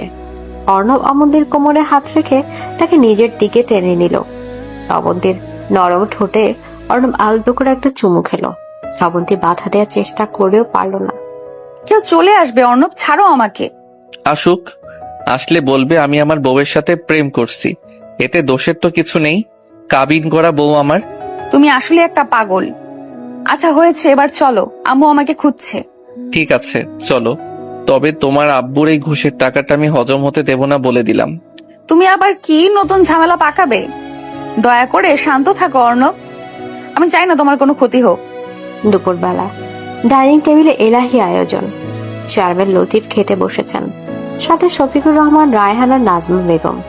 অর্ণবকে বাধ্য করা হয়েছে তাদের খাবার বেড়ে দেওয়ার জন্য। অর্ণব খুব শান্তভাবে খাবার পেতে ভাত আর মাংস তুলে দিচ্ছে। তা শফিক সাহেব, এই ছেলেটাকে আগে তো কখনো দেখিনি। ওকে নতুন কাজের লোক রেখেছেন নাকি? হ্যাঁ লতিফ সাহেব, গ্রাম থেকে ধরে এনেছি। খুব গরিব মানুষ, খেতে পারতো না, তাই এখানে রেখেছি টুকটাক কাজ করার জন্য। তা তো দেখতেই পাচ্ছি, চেহারা দেখেই তো বোঝা যাচ্ছে আজ তো একটা ছোট লোক। এই ছেলে, আমাকে আরেকটু মাংস দাও তো। আর শোনো, ভালো করে কাজ করবে। ইউএনও সাহেবের বাড়িতে কাজ পেয়েছো, তোমার তো ভাগ্য খুলে গেছে। ভাগ্য তো সবারই খোলে চেয়ারম্যান সাহেব। কেউ সৎ পথে থেকে ভাগ্য খোলে, আর কেউ ভেজাল সার বেচে গরিব কৃষকের পেটে লাথি মেরে ভাগ্য খোলে, তাই না চেয়ারম্যান সাহেব? অর্ণবের কথা শুনে ডাইনিং টেবিলে সবাই স্তব্ধ হয়ে গেল। চেয়ারম্যান লতিফের মুখে গ্রাস আটকে গেল। শফিকুর রহমান রাগে কাঁপতে শুরু করলেন। রায়হান উঠে দাঁড়িয়ে অর্ণবের কলার চেপে ধরল। তুই এত বড় কথা বলিস? তুই জানিস কার সামনে দাঁড়িয়ে কথা বলছিস? কলারটা ছাড়েন ভাইয়া, আমি তো শুধু একটা সত্য কথা বললাম, এতে এত রেগে যাওয়ার কি আছে? আর চেয়ারম্যান সাহেব তো অনেক বড় মানুষ, উনি নিশ্চয়ই আমার মতো গরিব মানুষের কথায় রাগ করবেন না। শফিক সাহেব, আপনার কাজের লোকের তো দেখি অনেক সাহস। সে আমাকে ভেজাল সার নিয়ে কথা শোনায়। ওকে এখনই পুলিশে দিন। তুমি এত বড় বেয়াদব হয়েছো অর্ণব? তুমি চেয়ারম্যান সাহেবের অপমান করছো, আমার বাড়িতে বসে আমার মেহমানকে কথা শোনাচ্ছ। আমি কোথায় অপমান করলাম শ্বশুর আব্বু? আমি তো জাস্ট একটা জেনারেল কথা বললাম। আর চেয়ারম্যান সাহেব, আপনি তো অনেক জ্ঞানী মানুষ, আপনি বলুন, গরিবের হক মেরে খাওয়া কি ঠিক? তুই আমাকে জ্ঞান দিচ্ছিস? রাস্তার কুকুর, ওসি কামরুলকে ফোন করুন। শফিক সাহেব, এই ছেলেকে আমি আজ জেলের ভাত খাওয়াবো, ওর হাড্ডি আমি গুঁড়ো করে দেব। জেলের ভাত তো আমাকে খাওয়াবেন, কিন্তু ওই 20 লাখ টাকার হিসেবটা কে দেবে চেয়ারম্যান সাহেব? ওই টাকাটা তো টেবিলের উপরেই রাখা ছিল। অর্ণবের মুখে 20 লাখ টাকার কথা শুনে লতিফ এবং শফিকুর রহমান দুজনেরই মুখ ফ্যাকাশে হয়ে গেল। তারা একে অপরের দিকে আতঙ্কিত চোখে তাকালো। রায়হান কলার ছেড়ে দিয়ে কয়েক কদম পিছিয়ে গেল। তুই এসব কি আজে বাজে বকছিস? কিসের 20 লাখ টাকা? তুই পাগল হয়েছিস? আরে শ্বশুর আব্বু, আপনি এত ঘাবড়ে যাচ্ছেন কেন? আমি তো কাল টিভিতে দেখলাম কোনো এক চেয়ারম্যান 20 লাখ টাকা ঘুষ খেয়েছে, তাই বললাম। আপনারা আবার নিজেদের উপর নিয়ে নিলেন নাকি? তুই একদম চুপ করবি ছোট লোক। তোর এত বড় বড় কথা আমি আর সহ্য করতে পারছি না। তুই এখনই এই ঘর থেকে বেরিয়ে যা, রান্নাঘরে গিয়ে বসে থাক। যাচ্ছি শাশুড়ি আম্মু, তবে যাওয়ার আগে বলে যাই, গরিব মানুষের চোখ কান কিন্তু অনেক খোলা থাকে, বেশি বাড়াবাড়ি করলে কিন্তু সবারই খবর আছে। অর্ণব মুচকি হেসে রান্নাঘরের দিকে চলে গেল। চেয়ারম্যান লতিফের আর খাবার গলা দিয়ে নামলো না। সে তড়িঘড়ি করে হাত দিয়ে উঠে পড়ল। শফিক সাহেব, ছেলেটা কিন্তু সুবিধার না। ও মনে হচ্ছে আমাদের সব কথা শুনে ফেলেছে। ওকে এখানে রাখা মোটেও ঠিক হবে না। ও বাইরে মুখ খুললে আমাদের সর্বনাশ হয়ে যাবে। আপনি চিন্তা করবেন না লতিফ সাহেব, আমি আজই ওর একটা পার্মানেন্ট ব্যবস্থা করছি। ওকে আমি এমন জায়গা পাঠাবো যেখান থেকে ও জীবনও ফিরে আসতে পারবে না। আব্বু, ওকে আর সময় দেওয়া যাবে না। আজ রাতেই ওকে ফিনিশ করে দিতে হবে। আমি আমার লোক রেডি করেছি, ওকে বস্তায় ভরে নদীতে ফেলে দেব। বিকেলে বাড়ির পেছনের বাগানে অর্ণব গাছের শুকনো পাতা পরিষ্কার করছে। রিয়া সেজেগুজে সেখানে এসে হাজির। রিয়ার পরনে একটা লাল শাড়ি, চুলগুলো খোলা। সে ইচ্ছে করে অর্ণবের আশেপাশে ঘুরঘুর করছে। অর্ণব ভাইয়া, আপনি তো কষ্ট করে কাজ করছেন, আপনার কি একটু হাঁপ লাগছে না? আমাকে বলুন, আমি একটু সাহায্য করি। হাফ তো লাগবেই রিয়া, তবে তোমার মতো সুন্দরী মেয়ের সামনে থাকলে তো সব কষ্ট এমনিতেই দূর হয়ে যায়। তুমি আজ এত সেজেছো কেন? কার মাথা ঘোরানোর প্ল্যান করছো? আপনার জন্য সেজেছি ভাইয়া। আপনি তো অবন্তী আপুর পাল্লায় পড়ে জীবনটা নষ্ট করেছেন। আপু তো সারা দিন আপনার সাথে রাগ দেখায়। আপনি চাইলে আমরা দুজন এখান থেকে পালিয়ে যেতে পারি। আমার বাবার অনেক টাকা, আমরা শহরে গিয়ে খুব সুখে থাকবো। প্রস্তাবটা তো খারাপ না রিয়া, বড়লোকের মেয়ে, সাথে এত সুন্দর চেহারা। আমি গরিব মানুষ, তো পুরো লটারি পেয়ে যাব। তোমার কথা শুনে তো আমার এখনই পালাতে ইচ্ছা করছে। ঠিক সেই মুহূর্তে অবন্তী সেখানে এসে হাজির। অর্ণব আর রিয়ার কথাবার্তা শুনে অবন্তীর রাগে পুরো শরীর জ্বলতে শুরু করেছে। সে হনহন করে এগিয়ে এসে রিয়ার হাত শক্ত করে চেপে ধরলো। তুই এখানে কি করছিস রিয়া? তুই জানিস না অর্ণব আমার স্বামী? তুই ওর সাথে এত মাখামাখি করার কে? তোকে আমি অনেকবার ওয়ার্নিং দিয়েছি। তুই এত রেগে যাচ্ছিস কেন আপু? অর্ণব ভাইয়া তো আমার সাথে নিজ থেকে কথা বলছে, তাই না ভাইয়া? আপনি তো আমাকে বলেছেন আমি অনেক সুন্দর। তুই একদম চুপ থাকবি রিয়া। তুই একটা নির্লজ্জ বেহায়া মেয়ে, পরে স্বামীর দিকে নজর দিস। তোকে আজ আমি এই বাড়ি থেকে ঘাট ধাক্কা দিয়ে বের করে তবেই ছাড়বো। আরে বউ, তুমি এত রেগে যাচ্ছ কেন? রিয়া তো শুধু আমার কাজের খবর নিচ্ছিল, ওর কোনো দোষ নেই। তুই একদম একটা কথাও বলবে না অর্ণব। তুমি একদম একটা কথাও বলবে না অর্ণব। তুমি একটা চরিত্রহীন লুচ্চা ছেলে। আমি তোমাকে এত ভালোবাসি, সবার সাথে ফাইট করছি তোমার জন্য, আর তুমি আমার চোখের সামনে অন্য মেয়ের সাথে লাইন মারছো। আমি আজই আব্বুকে বলে এই বিয়ে ভেঙে দিব। অবন্তী রাগে কাঁদতে কাঁদতে বাড়ির ভেতর চলে গেল। অর্ণব একটা দীর্ঘশ্বাস ফেললো। সে আসলে অবন্তীর এই চরম জেলাসিটা খুব এনজয় করে। রিয়া একটা বেজোর হাসি হাসলো। দেখলেন তো ভাইয়া, অবন্তী আপু কতটা বদমেজাজি। ওর সাথে আপনি কখনোই শান্তিতে সংসার করতে পারবেন না। আপনি আমার কাছেই চলে আসুন, আমি আপনাকে অনেক ভালোবাসবো। রিয়া, তুমি অনেক সুন্দর হতে পারো, কিন্তু আমার বউয়ের পায়ের এক কোণা ধুলোর যোগ্য তুমি না। অবন্তী রাগ করে কারণ সে আমাকে পাগলের মতো ভালোবাসে, আর তুমি আমার কাছে এসেছো শুধু তোমার সস্তা জেদ মেটানোর জন্য। এখন তুমি এখান থেকে যাও, নইলে তোমার ওই মেকআপ করা মুখটা আমি ঘাসের সাথে ঘষে দেব। অর্ণবের গলা হঠাৎ করে এতটাই গম্ভীর আর ভয়ঙ্কর হয়ে গেল যে রিয়া ভয় পেয়ে কয়েক কদম পিছিয়ে গেল। সে আর কথা না বাড়িয়ে চুপচাপ সেখান থেকে কেটে পড়ল। রাত 11টা। অবন্তীর রুম। অবন্তী বিছানায় উপর হয়ে শুয়ে ফুপিয়ে ফুপিয়ে কাঁদছে। অর্ণব রুমে ঢুকে দরজাটা ভেতর থেকে ভালো করে লক করে দিল। সে ধীর পায়ে অবন্তীর পাশে গিয়ে বসলো। বউ, এখনো কাঁদছো? চোখ দুটো তো ফুলিয়ে একদম টমেটো বানিয়ে ফেলেছো। একটু তাকাও আমার দিকে। আমাকে একদম ছোবে না তুমি। তুমি রিয়ার কাছে যাও। আমার কাছে কেন এসেছো? আমি কাল সকালে তোমাকে ডিভোর্স দিয়ে দিব। ডিভোর্স এত সস্তা না অবন্তী। কাবিন নামায় 20 লাখ টাকা দেনমোহর লেখা আছে। আগে 20 লাখ টাকা দাও, তারপর ডিভোর্সের কথা ভাববো। গরিব মানুষের টাকা মারা এত সহজ না। তুমি একটা ছোট লোক, টাকার লোভী ফকিন্নির পুত। তুমি শুধু টাকার জন্যই আমাকে বিয়ে করেছো, তাই না? আমি টাকার লোভী? আচ্ছা, মানলাম, কিন্তু তোমার আব্বু যে আজ 20 লাখ টাকা ঘুষ খেলো সেটা কি? আমি তো শুধু আমার লিগেল টাকা চাইছি। আমি তো আর ভেজাল সারের ব্যবসা করছি না। তুমি আবার আব্বুর কথা তুলছো? আমি তোমাকে ঘেন্না করি অর্ণব। তুমি এক্ষুনি আমার রুম থেকে চলে যাও। আমি তোমার মুখ দেখতে চাই না।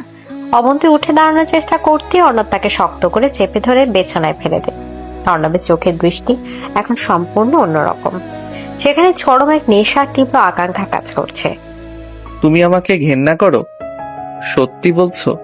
আমার চোখের দিকে তাকিয়ে বলো যে তুমি আমাকে ঘেন্না করো। হ্যাঁ, সত্যি বলছি। আমি তোমাকে ঘৃণা করি। ছাড়ো আমাকে, অসভ্য জানোয়ার। ঠিক আছে, তাহলে আজ আমি তোমাকে এমন ভাবে ভালোবাসবো যে তুমি আমাকে ঘেন্না করতে চিরজীবনের জন্য ভুলে যাবে। আমি আজ তোমাকে বোঝাবো এই গরিব ছেলের গায়ের জোর আর ভালোবাসার জোর কতটুকু। অর্ণব অবন্তীর 2 হাত মাথার উপর শক্ত করে চেপে ধরল। অবন্তী ছটফট করতে লাগলো, কিন্তু অর্ণবের শক্তির কাছে সে কিছুই করতে পারল না। অর্ণব অবন্তীর ঘাড়ে মুখ গুজে গভীর ভাবে চুমু দিতে লাগলো। অবন্তী বাধা দেয়া ধীরে ধীরে কমে আসছে। অর্ণবের প্রতিটি পুরুষালী স্পর্শ অবন্তীর শরীরে যেন আগুন ধরে দিয়েছে।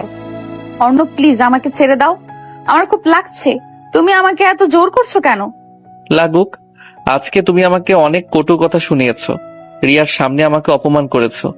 আমি কোনো কথা শুনবো না। আজকে এই বিছানায় শুধু আমার রাজত্ব চলবে। অর্ণব অবন্তীর শাড়ির আঁচড় সরিয়ে দিল। অবন্তীর উন্মুক্ত কাঁধে আর গলায় অর্ণব নিজের অধিকার প্রতিষ্ঠা করতে লাগলো।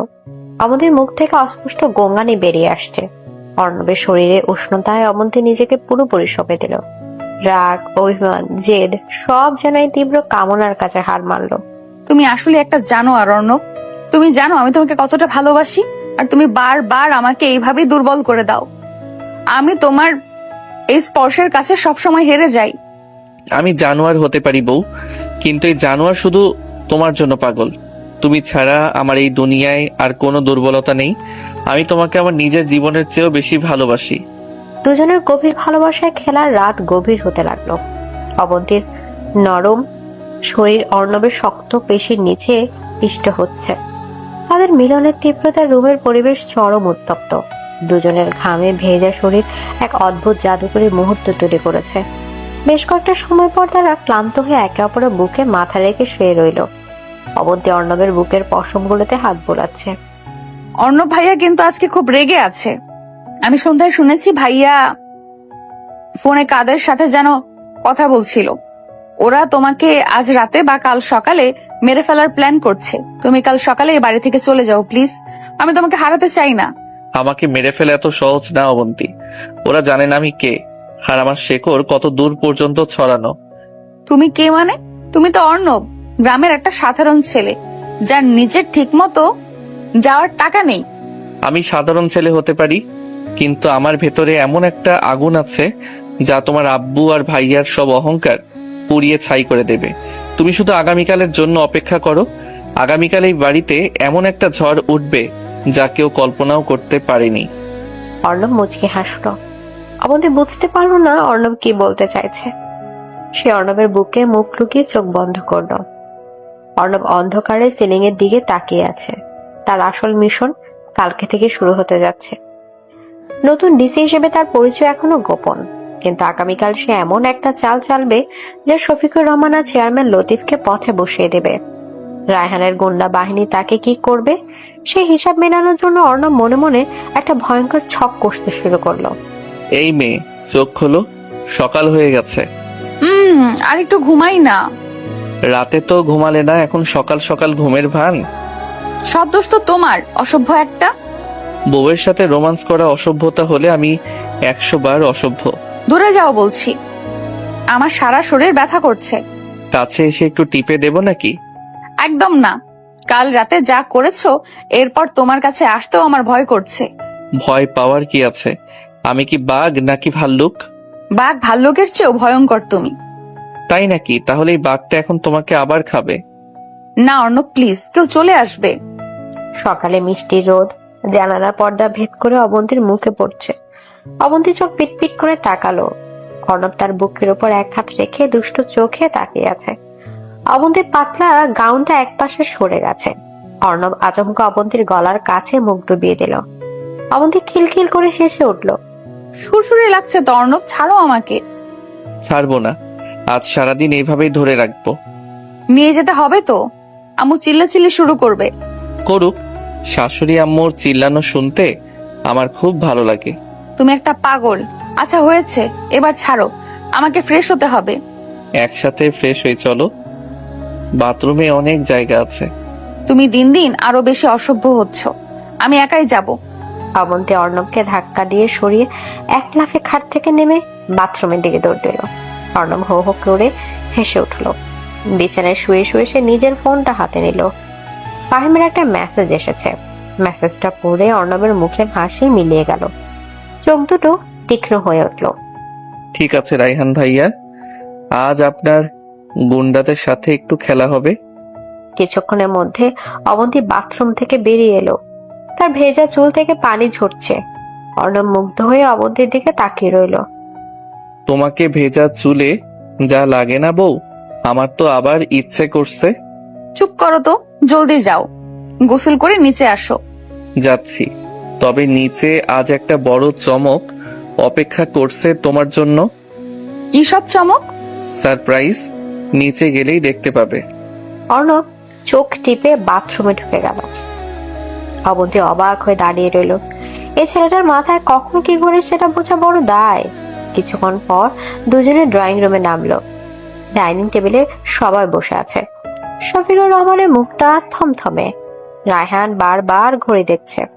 কি ব্যাপার অবন্তী, মহারানীর আজ এত দেরি হলো কেন ঘুম থেকে উঠতে? আমার একটু মাথা ব্যথা করছিল ভাবি। মাথা ব্যথা করবে না তো কি করবে? ওই ছোট লোক স্বামীর সাথে এক রুমে থাকলে সুস্থ মানুষেরও অসুখ হয়ে যায়। শাশুড়ি আম্মু, আপনি এত চিন্তা করবেন না। আমি তো ওর মাথা ব্যথা কমানোর মলম রাতে ভালো করে মালিশ করে দিয়েছি। ফাজিল কোথাকার, বড়দের সামনে কি বলতে হয় সেই আকেলটুকু তোর নেই। আমি তো সত্যি কথাই বললাম ভাইয়া। আপনার বউয়ের মাথা ব্যথা হলে আপনি মালিশ করে দেন না? এই ছেলেটার মুখে কোনো লাগাম নেই। আয় ভাই, আমার পাশে আয়। আসছি দাদি। শ্বশুর আব্বু, আপনার মুখটা এত ভার কেন? আজ কি কোনো ঘুষের টাকা পাননি? তুই একদম চুপ থাকবি। আব্বু তুমি শান্ত হও। এই ছোট লোক, এদিকে আয়। জি ভাইয়া, বলুন কি কাজ করতে হবে? আমাদের পুরনো ইটের ভাটার ওখানে গোডাউন আছে, ওখানে কিছু সিমেন্ট বস্তা রাখা আছে। তুই গিয়ে সেগুলো গুছিয়ে রাখবি একা হাতে। ইটের ভাটার ওখানে তো অনেক জঙ্গল, আর ওখানে তো কেউ থাকে না। অর্ণব একা কেন যাবে? তুই চুপ থাক অবন্তী, ও ঘর জামাই থাকছে, কাজ তোকে করতেই হবে। আরে বউ, তুমি এত টেনশন করছো কেন? আমি তো শক্ত সামর্থ্য পুরুষ মানুষ। জঙ্গল তো আমার কাছে কিছুই না। আমি এখনই যাচ্ছি। এদিকে অর্ণব রায়হানের চোখের দিকে তাকিয়ে একটা মুচকি হাসি দিল। রায়হানের চোখে একটা খুনের দৃষ্টি। অর্ণব বুঝতে পারছে এটার ভাটায় সিমেন্টে গোছানো কোনো কাজ নয়, এটা একটা ফাঁদ। রায়হান সেখানে গুন্ডা সেট করে রেখেছে। অর্ণব হাসতে হাসতে বাড়ি থেকে বেরিয়ে গেল। অবন্তীর বুকের ভেতরটা কেমন যেন ধকধক করে উঠল। ভাইয়া, তুমি ওকে ওখানে কেন পাঠালে? আমি জানি তোমার মতলব ভালো না। বেশি কথা বলবি না তুই, ওর কাজের জন্যই ওকে পাঠানো হয়েছে। তুই ওর জন্য এত মায়া দেখাচ্ছিস কেন অবন্তী? ওই ভিখারিটা মরলেই তো আমরা বাঁচি।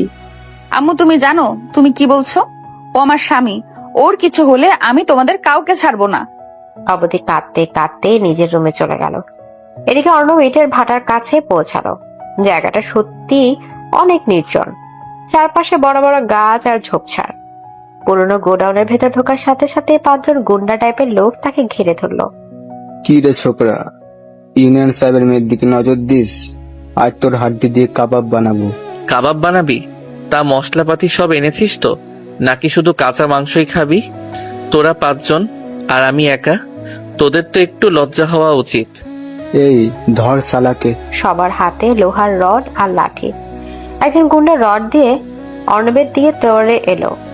অর্ণব চোখের পলকে একটু পাশে সরে গিয়ে গুন্ডার পেটে সজোরে একটা লাথি বসিয়ে দিল। গুন্ডাটা ছিটকে গিয়ে ইটের স্তূপের উপর পড়লো। বাকি 4 জন একযোগে আক্রমণ করলো। অর্ণবের চোখে মুখে কোনো ভয় নেই, বরং একটা শিকারী উল্লাস কাজ করছে। সে এক হাতে একজনের লাঠি আটকে অন্য হাত দিয়ে তাকে নাকে প্রচন্ড জোরে একটা ঘুষি মারল। ফিনকি দিয়ে রক্ত ছুটে গেল। কি রে, তোদের রায়হান স্যার কি তোদের হরলিক্স খেতে দেয় না? এত দুর্বল কেন তোরা? শালা তো দেখি অনেক চালাক, রড দিয়ে ওর পা ভেঙে দে। আমার পা ভাঙবি? আয় ভাঙ। অর্ণব শূন্যে লাফিয়ে উঠে সামনে দুজনের বুকে পরপর 2টি লাথি মারল। তারা দুজনই মাটিতে লুটিয়ে পড়ল। মাত্র 5 মিনিটের মধ্যে 5 জন গুন্ডা মাটিতে পড়ে ব্যথায় কাতরাতে লাগলো। অর্ণব নিজের শার্টের কলারটা ঠিক করলো। একটা গুন্ডার পকেট থেকে ফোনটা বের করে নিল সে। এই ফোনটা আমি রাখলাম, তোদের রায়হান স্যারকে বলিস ওর পাঠানো কাবাব খুব টেস্টি ছিল। অর্ণব ধীর পায়ে ইটের ভাটা থেকে বেরিয়ে এলো। তার শার্টে একটু ধুলো লেগেছে, কিন্তু শরীরে একটা আঁচড়ও লাগেনি। সে সোজা ফাহিমের সাথে দেখা করতে গেল। ফাহিম একটা চায়ের দোকানে বসে অপেক্ষা করছিল। কি রে দোস্ত, কি অবস্থা? তোকে তো রায়হান গুন্ডা দিয়ে মারার প্ল্যান করেছিল, কিন্তু বেচারা জানে না আমি কে। 5 জনকে হাসপাতালে টিকিট ধরিয়ে দিয়ে এসেছি। তুই পারিসও দোস্ত, কিন্তু এবার কি করবি? তুই আজ রাতেই হেডকোয়ার্টারে ফোন করবি, বলবি চেয়ারম্যান লতিফ আর ইউএনও শফিকুর রহমানের গোডাউনে কোটি টাকার ভেজাল সার আছে। কাল সকালেই যেন রেইড হয়। কিন্তু ওসি কামরুল যদি জেনে যায়? কামরুল কিছুই জানবে না। হেডকোয়ার্টারের ফোর্স সরাসরি আসবে, তুই শুধু খবরটা পক্কি করবি। ঠিক আছে দোস্ত, আমি সব ব্যবস্থা করছি। অর্ণব ফাহিমের কাছ থেকে বিদায় নিয়ে বাড়ি দিকে রওনা হলো। ড্রয়িং রুমে রায়হান আর সারা বসে টিভি দেখছে। শফিকুর রহমান পেপার পড়ছেন। অর্ণবকে হাসি মুখে ঢুকতে দেখে রায়হানের চোখ কপালে উঠে গেল। তুই ফিরে এসেছিস? কেন ভাইয়া, আমি কি মরে ভূত হয়ে আসবো নাকি? তুমি তো ইটের ভাটায় গিয়েছিলে, কাজ শেষ? কাজ তো অনেকক্ষণ আগে শেষ ভাবি, তবে ভাইয়ার পাঠানো লোকগুলো আমাকে খুব সাহায্য করেছে। তুই কি আজে বাজে বকছিস? কাদের কথা বলছিস তুই? কেন শ্বশুর আব্বু, ভাইয়া কি আপনাকে বলেনি? ভাইয়া তো আমার জন্য 5 জন বডিগার্ড পাঠিয়েছিল। বডিগার্ড? তুই সব কি বলছিস? আরে ভাইয়া, ওই যে 5 জন লোক, ওরা তো দেখি কাজ করতে গিয়ে সব অজ্ঞান হয়ে পড়ে আছে। আমি আর কি করব, ওদের ফোনটা নিয়ে চলে এলাম। অর্ণব পকেট থেকে গুন্ডার ফোনটা বের করে টেবিলের উপর রাখলো। ফোনটা দেখে রায়হানের মুখ শুকিয়ে গেল। সে বুঝতে পারলো অর্ণব তার সব গুন্ডাকে পিটে সোজা করে দিয়ে এসেছে। শফিকুর রহমান অবাক হয়ে ছেলের দিকে তাকালেন। রায়হান, এসব কি শুনছি আমি? আব্বু ও মিথ্যে বলছে, আমি কিছুই জানি না। মিথ্যা কেন বলবো ভাইয়া? এই তো আপনার নাম্বার থেকে লাস্ট কল করা হয়েছে এই ফোনে। আমি কি কল করে শোনাবো শ্বশুর আব্বুকে? তুই একদম চুপ করবি? তুই একটা ফকিন্নির পুত, তোর এত বড় সাহস, তুই আমাকে ব্ল্যাকমেল করিস? ব্ল্যাকমেইল কোথায় করলাম ভাইয়া? আমি তো জাস্ট প্রুফ দেখালাম। তা আপনার ওই গোডাউনের ভেজাল সিমেন্ট গুলো কিন্তু আমি গুছিয়ে রেখেছি। রায়হান রাগে ফুঁসতে ফুঁসতে সেখান থেকে চলে গেল। শফিকুর রহমানের গভীর মুখে নিজের রুমে ঢুকলেন। অর্ণব হাসতে হাসতে রান্নার ঘরের দিকে গেল এক গ্লাস পানি খেতে। অবন্তী এতক্ষণ সিঁড়িতে দাঁড়িয়ে সব শুনছিল। সে দৌড়ে এসে অর্ণবকে জড়িয়ে ধরলো। তুমি ঠিক আছো তো অর্ণব? ওরা তোমাকে কিছু করেনি তো? আরে বোকামে, আমাকে কিছু করা কি এতই সহজ? আমি একদম ফিট আছি। আমি খুব ভয় পেয়েছিলাম। ভাইয়া তোমাকে মারার জন্য লোক পাঠিয়েছিল, তাই না? পাঠিয়েছিল তো, কিন্তু তোমার জামাইয়ের গায়ের জোর তো তুমি রাতে দেখো। ওই 5টা লোক আমার কি করবে? তুমি সবসময় শুধু অসভ্য কথা বলবে, তাই না? আমার এখানে যান যায় যায় অবস্থা, আর উনি রোম্যান্স নিয়ে আছেন। বউ কাছে থাকলে তো রোমান্স আসবেই। তুমি তো আমাকে আদর করে দাও না, তাই আমি জোর করে নেই। আমি তোমাকে ঘেন্না করি, একটু ভালোবাসি না আমি তোমাকে। ঘেন্না করো? তাহলে এই যে বুকে লেপ্টে আছো, এটা কি? অবন্তী বুঝতে পারলো সে এখন অর্ণবকে শক্ত করে জড়িয়ে ধরে আছে। সে লজ্জায় লাল হয়ে 2 কদম পিছিয়ে গেল। অর্ণব হেসে অবন্তীর একটা হাত টেনে নিল। আসো আমার সাথে, রুমে চলো। এখন রুমে গিয়ে কি করবে? ভর দুপুরে কেউ দেখলে কি ভাববে? ভাবলে ভাবুক, আমার বউয়ের সাথে আমি রুমে যাব, তাতে কার কি? অর্ণব অবন্তীর হাত ধরে টেনে নিজের রুমের দিকে নিয়ে গেল। রিয়া দূর থেকে সব দেখছিল, তার চোখে চরম হিংসা।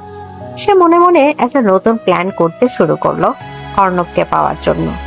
রুমে ঢুকে অর্ণব দরজাটা লক করে দিল। তুমি দরজা লক করলে কেন অর্ণব? খোলা রাখবো নাকি? শাশুড়ি আম্মু তো আবার সুযোগ পেলেই উকি মারে। তুমি আম্মুকে নিয়ে বাজে কথা বলবে না। আচ্ছা, বলবো না। এবার তুমি আমাকে একটু আদর করো তো। বাইরে এতক্ষণ গুন্ডা পিটিয়ে আমার হাত পা খুব ব্যথা করছে। আমি পারবো না, তুমি নিজে নিজে করো। নিজে নিজে কিভাবে করব? তুমি বউ হয়ে আমার একটু সেবা করতে পারছো না? সেবা করব কেন? তুমি তো আমাকে জোর করে ভালোবাসো। ও আচ্ছা, জোর করি। ঠিক আছে, আজকে থেকে আর জোর করব না। আমি সোফায় ঘুমাবো। অর্ণব রাগ করার ভান করে সোফায় গিয়ে বসে পড়ল। অবন্তী কিছুক্ষণ দাঁড়িয়ে থেকে ধীর পায়ে অর্ণবের কাছে গিয়ে বসলো। সে আলতো করে অর্ণবের চুলে হাত বুলিয়ে দিল। খুব ব্যথা পেয়েছো? অনেক ব্যথা। বুকে তো একদম পাথর দিয়ে মেরেছে। দেখি শার্টটা খোলো তো, আমি মালিশ করে দিচ্ছি। না না, খুলতে হবে না, তুমি এমনি একটু হাত বুলিয়ে দাও। তুমি এত জেদ করো কেন? শার্টটা খোলো বলছি। অবন্তী নিজের হাতে অর্ণবের শার্টের বোতামগুলো খুলে দিল। অর্ণবের শক্ত পেশিবহুল বুকটা উন্মুক্ত হয়ে গেল। সেখানে কোনো আঘাতের চিহ্ন নেই, উল্টো অর্ণব মিটমিট করে হাসছে।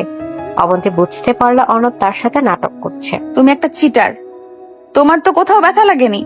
চিট কোথায় করলাম?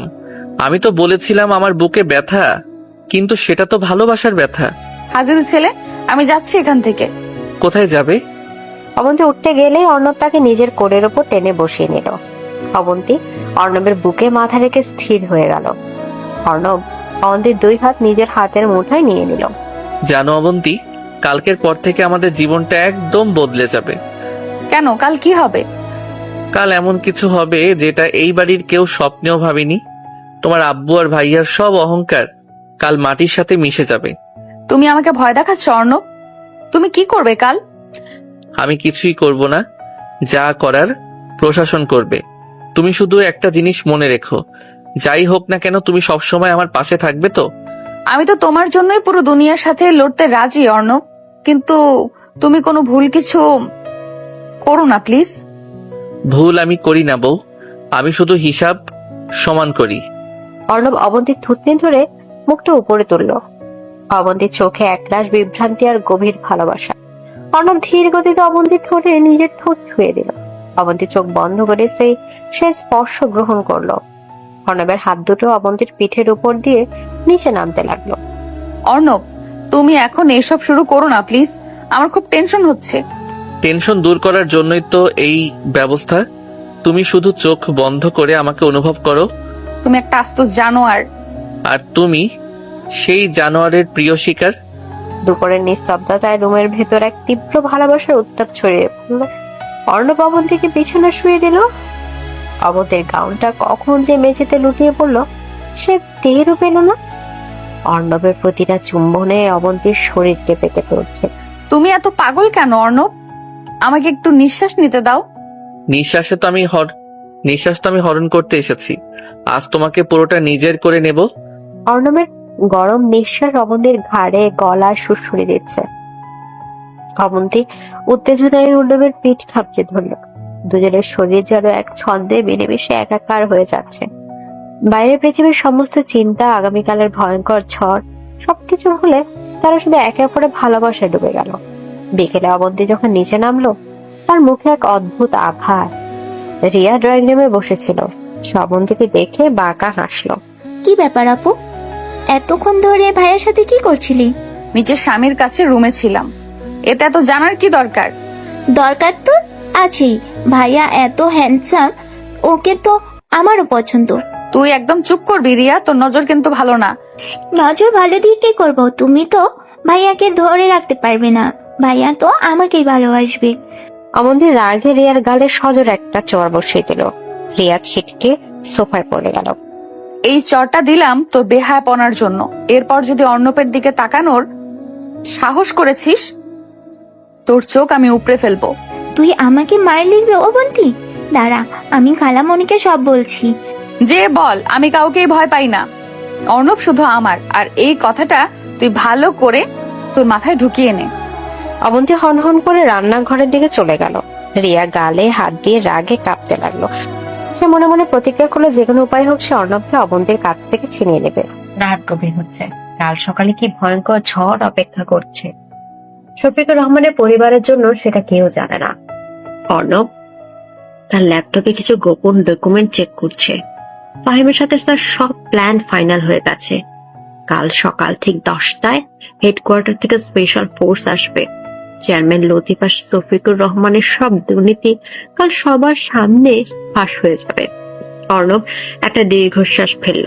সে জানে কালকের পর অবন্তীর মানসিক অবস্থা কি হবে, কিন্তু ন্যায়ের খাতিরে তাকে কাজটা করতেই হবে। অর্ণব ল্যাপটপ বন্ধ করে অবন্তীর পাশে শুয়ে পড়ল। অবন্তী গভীর ঘুমে আচ্ছন্ন। অর্ণব আলতো করে অবন্তীর কপালে একটা চুমু খেল। কালকের সকালটা আমাদের জন্য অনেক কঠিন হবে বউ, কিন্তু তুমি আমাকে ভুল বুঝো না। আমি যা করেছি আমাদের ভবিষ্যতের জন্যই করছি। এই ঘুমন্ত রাজকুমারী আর কতক্ষণ ঘুমাবে? ওঠো এবার। আমাকে জ্বালাবে না বলে দিচ্ছি। কাল সারা রাত একটুও ঘুমাতে দাওনি, এখন আবার সকাল সকাল শুরু করেছো। সকাল সকাল শুরু না করলে কি দিনটা ভালো যায়? তাছাড়া আজ অনেক কাজ আছে, তাড়াতাড়ি ওঠো। কিসের এত কাজ তোমার? শ্বশুর বাড়িতে তো শুধু বসে বসে খাচ্ছো আর আমাকে জ্বালিয়ে মারছো। বসে বসে খাচ্ছি কে বলল? তোমার ওই বদমেজাজি ভাইয়া তো কাল আমাকে মারার জন্য গুন্ডা পাঠিয়েছিল। আমি তো রীতিমতো অ্যাকশন হিরোর মতো ফাইট করে এসেছি। তুমি হাসছো অর্ণব? কাল তোমার কিছু হয়ে গেলে আমি কি করতাম? তুমি বলছো না আমি তোমাকে কতটা ভালোবাসি? বুঝি তো বউ, আর বুঝি বলেই তো এত জোর করে আদর করি। কাছে আসো তো একটু। একদম না, কাল রাতের ধকল আমার শরীরে এখনো নিতে পারছে না। তুমি দূরে থাকো। দূরে থাকলে কি আর ভালোবাসা বাড়ে? এদিকে অর্ণব জোর করে অবন্তীকে নিজের বুকের কাছে টেনে নিল। অবন্তী নরম গাল অর্ণবের পেশিবহুল বুকে খসা খাচ্ছে। অবন্তী বাধা দেওয়ার চেষ্টা করেও পারল না। অর্ণব অবন্তীর ঘাড়ে আলতো করে চুমু খেল। অবন্তীর পুরো শরীরে একটা শিরশির অনুভূতি ছড়িয়ে পড়ল। অর্ণব প্লিজ, কেউ চলে আসবে তো। আসুক, আজকারও আসার ভয়ে আমি থামবো না। আজ তো শেষ দিন। শেষ দিন মানে? তুমি কোথায় যাচ্ছ? আমি কোথাও যাচ্ছি না, তবে আজ এই বাড়িতে অনেক বড় একটা ঝড় আসতে চলেছে। তুমি শুধু শক্ত থেকো। তুমি আমাকে বারবার ভয় দেখাচ্ছ কেন? কি করবে তুমি? আমি কিছু করব না, যা করার প্রশাসন করবে। তুমি ফ্রেশ হয়ে নাও, আমি নিচে যাচ্ছি। অর্ণব বিছানা ছেড়ে উঠে পড়ল। অবন্তী একরাশ কনফিউশন নিয়ে বসে রইল। অর্ণবের চোখে আজ এক অদ্ভুত আত্মবিশ্বাস। অবন্তী বুঝতে পারছে না আজ কি হতে চলেছে। কিছুক্ষণ পর অর্ণব গোসল সেরে নিয়ে নামলো। ড্রয়িং রুমে আজ উৎসবের পরিবেশ। রায়হান, শফিকুর রহমান আর নাজমা বেগম বসে আছে। সারা আর রিয়াও আছে। এই ছোট লোক, তুই আজ এত সকালে উঠেছিস যে? কাল রাতের মায়ের মনে হয় কম পড়েছিল। মায়ের তো আমি খাইনি ভাবি, যারা খেয়েছিল তাদের খবর দেন। হাসপাতালে তো বেড খালি থাকার কথা না।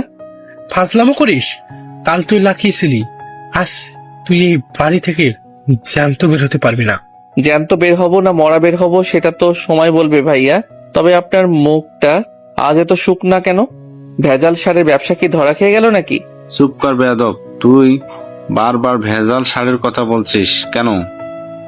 তুই কি জানিস? গরিব মানুষ শ্বশুর আব্বু, অনেক কিছুই জানি। কান পাতলে অনেক খবর শোনা যায়। এই ছোট লোকের এত কথা শোনার টাইম নেই। এই রুবিনা, ওকে গাড় ধাক্কা দিয়ে রান্নাঘরে নিয়ে যা। আজ চেয়ারম্যান সাহেব আসবেন। এই ভিখারির মুখ যেন উনি না দেখেন। আমি নিজেই যাচ্ছি শাশুড়ি আম্মু, রুবিনাকে কষ্ট করতে হবে না। তবে যাওয়ার আগে বলে যাই, আজকের সকালটা আপনাদের জন্য কাল হয়ে দাঁড়াবে। ভাইয়া, তুমি এত রাগ দেখাচ্ছ কেন? চলো না, আমরা দুজন এখান থেকে পালিয়ে যাই। আমি তো তোমাকে আগেই বলেছিলাম।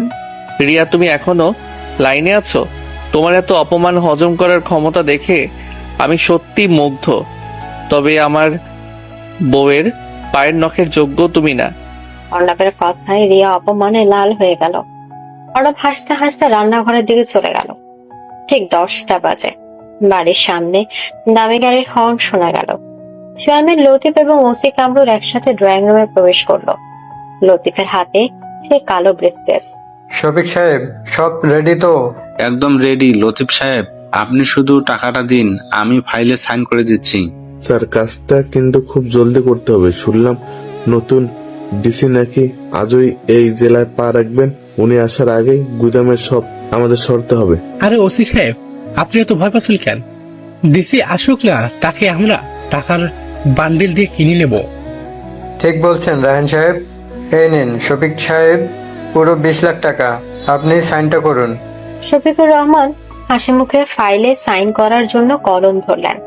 এমন সময় রান্নাঘর থেকে চায়ের ট্রে হাতে অর্ণব বেরিয়ে এলো। তার ঠোঁটে একটা তাচ্ছিলের হাসি। শ্বশুর আব্বু, সাইনটা করার আগে চাটা খেয়ে নিন।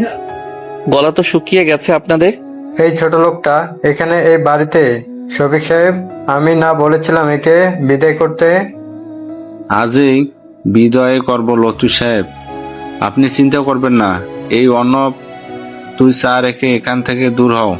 চা তো আমি রাখবই, কিন্তু আপনাদের এই ঘুষের টাকাটা আজকে রাখবে সেটাই ভাবছি। এই ছেলে, তুমি বেশি বাড়াবাড়ি করছো। আমি এখানে তোমাকে অ্যারেস্ট করছি। আমাকে অ্যারেস্ট করবেন ওসি সাহেব?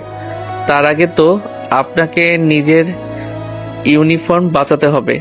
ঠিক সেই মুহূর্তে বাড়ির বাইরে একসাথে 3-4টে পুলিশের গাড়ির সাইরেন বেজে উঠল। পুরো বাংলো বাড়ি যেন সাইরেনের শব্দে কেঁপে উঠল। ড্রয়িং রুমে সবার মুখ মুহূর্তে ফ্যাকাশে হয়ে গেল। পাবতী দৌড়ে দোতলা থেকে নিচে নেমে এলো। আপু, বাইরে তো পুলিশ কেন? কি হয়েছে? ওসি সাহেব, বাড়ি কারা? আপনি কি কোনো ফোর্স দেখেছেন? না তো, আমি তো কিছুই জানি না। এটা তো হেডকোয়ার্টারের স্পেশাল ট্যাক্স ফোর্স মনে হচ্ছে। মেন দরজা দিয়ে প্রায় 10-12 জন সশস্ত্র পুলিশ এবং র্যাব অফিসার ড্রয়িং রুমে প্রবেশ করলো। সবার আগে যিনি আছেন তিনি একজন সিনিয়র এসপি। তার চোখ মুখ অত্যন্ত কঠিন।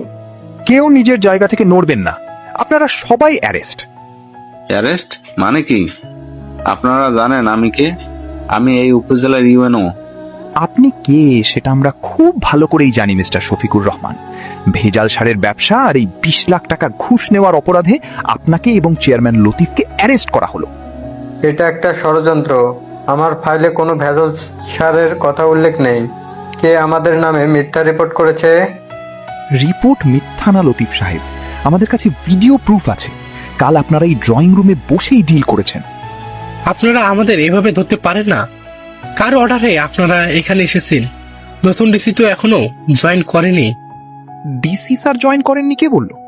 ডিসি স্যারের ডিরেক্ট অর্ডারেই আমরা এখানে এসেছি। ডিসি স্যার, কিন্তু উনি কোথায়? উনি তো এই চলে আসেনি। এমপি সাহেব একটা মুচকি হাসি দিলেন। তিনি ড্রয়িং রুমের মাঝখানে দাঁড়িয়ে থাকা অর্ণবের দিকে তাকালেন। তারপর সবাইকে অবাক করে দিয়ে এসপি সাহেব অর্ণবকে করা স্যালুট দিলেন। Good morning sir. আপনার কমান্ড অনুযায়ী আমরা সব গুদাম সিলগালা করে দিয়েছি আর এদের হাতে নাতে ধরেছি। পুরো ড্রয়িং রুমে যেন তিন পথর নীরবতা নেমে এলো। শফিকুর রহমানের হাত থেকে কলমটা ছিটকে ফ্লোরে পড়ে গেল। রায়হান চোখ বড় বড় করে অর্ণবের দিকে তাকিয়ে আছে। অবন্তী নিজের কানকে বিশ্বাস করতে পারছে না। এসপি সাহেব, আপনি ফকিনের পুতকে স্যালুট দিচ্ছেন কেন? আপনার কি মাথা খারাপ হয়ে গেছে? Shut up. ওনাকে সম্মান দিয়ে কথা বলুন। উনি কোনো সাধারণ ছেলে নন। উনি এই জেলার নতুন ডেপুটি কমিশনার জনাব অর্ণব মাহমুদ। এসপির কথাটা যেন বাজ পড়ার মতো শোনালো সবার কানে।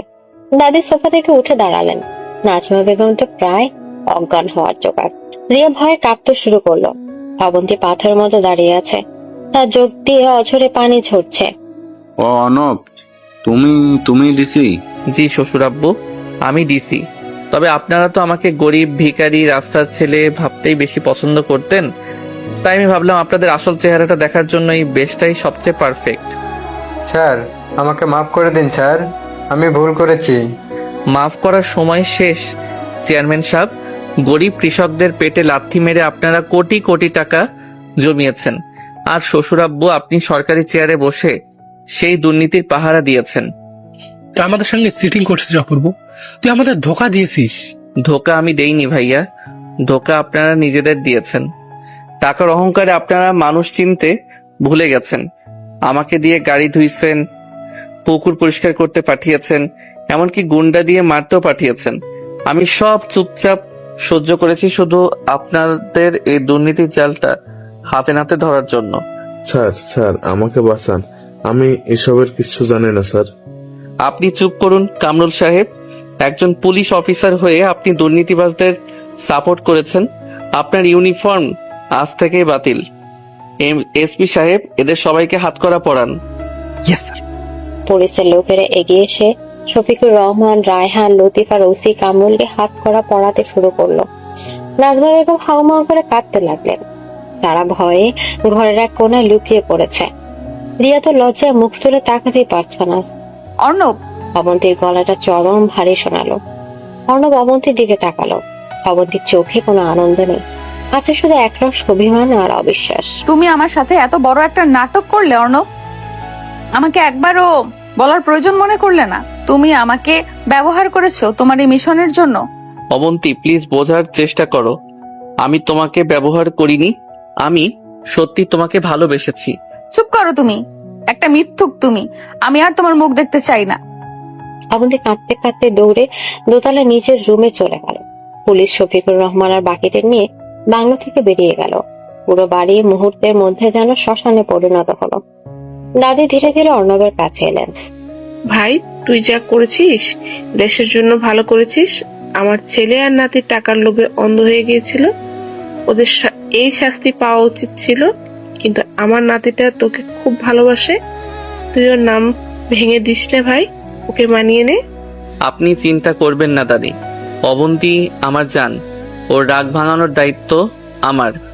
অর্ণব ধীর পায়ে দোতলায় অবন্তীর রুমের দিকে এগিয়ে গেল। দরজা ভেতর থেকে বন্ধ। অর্ণব পকেট থেকে চাবি বের করে লক খুলে ভেতরে ঢুকলো। অবন্তী বিছানার ওপর হয়ে ফুপিয়ে ফুপিয়ে কাঁদছে।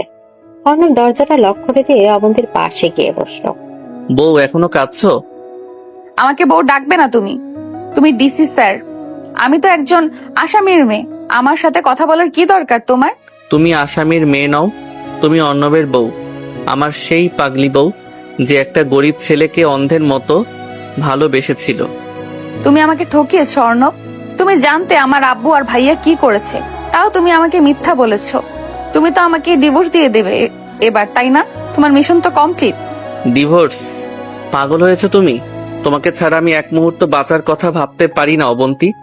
অর্ণব অবন্তীকে জোর করে নিজের দিকে ঘোরালো। অবন্তীর চোখ মুখ কান্নায় লাল হয়ে আছে। অর্ণব নিজের 2 হাত দিয়ে অবন্তীর গাল আলতো করে চেপে ধরলো। আমার চোখের দিকে তাকাও অবন্তী।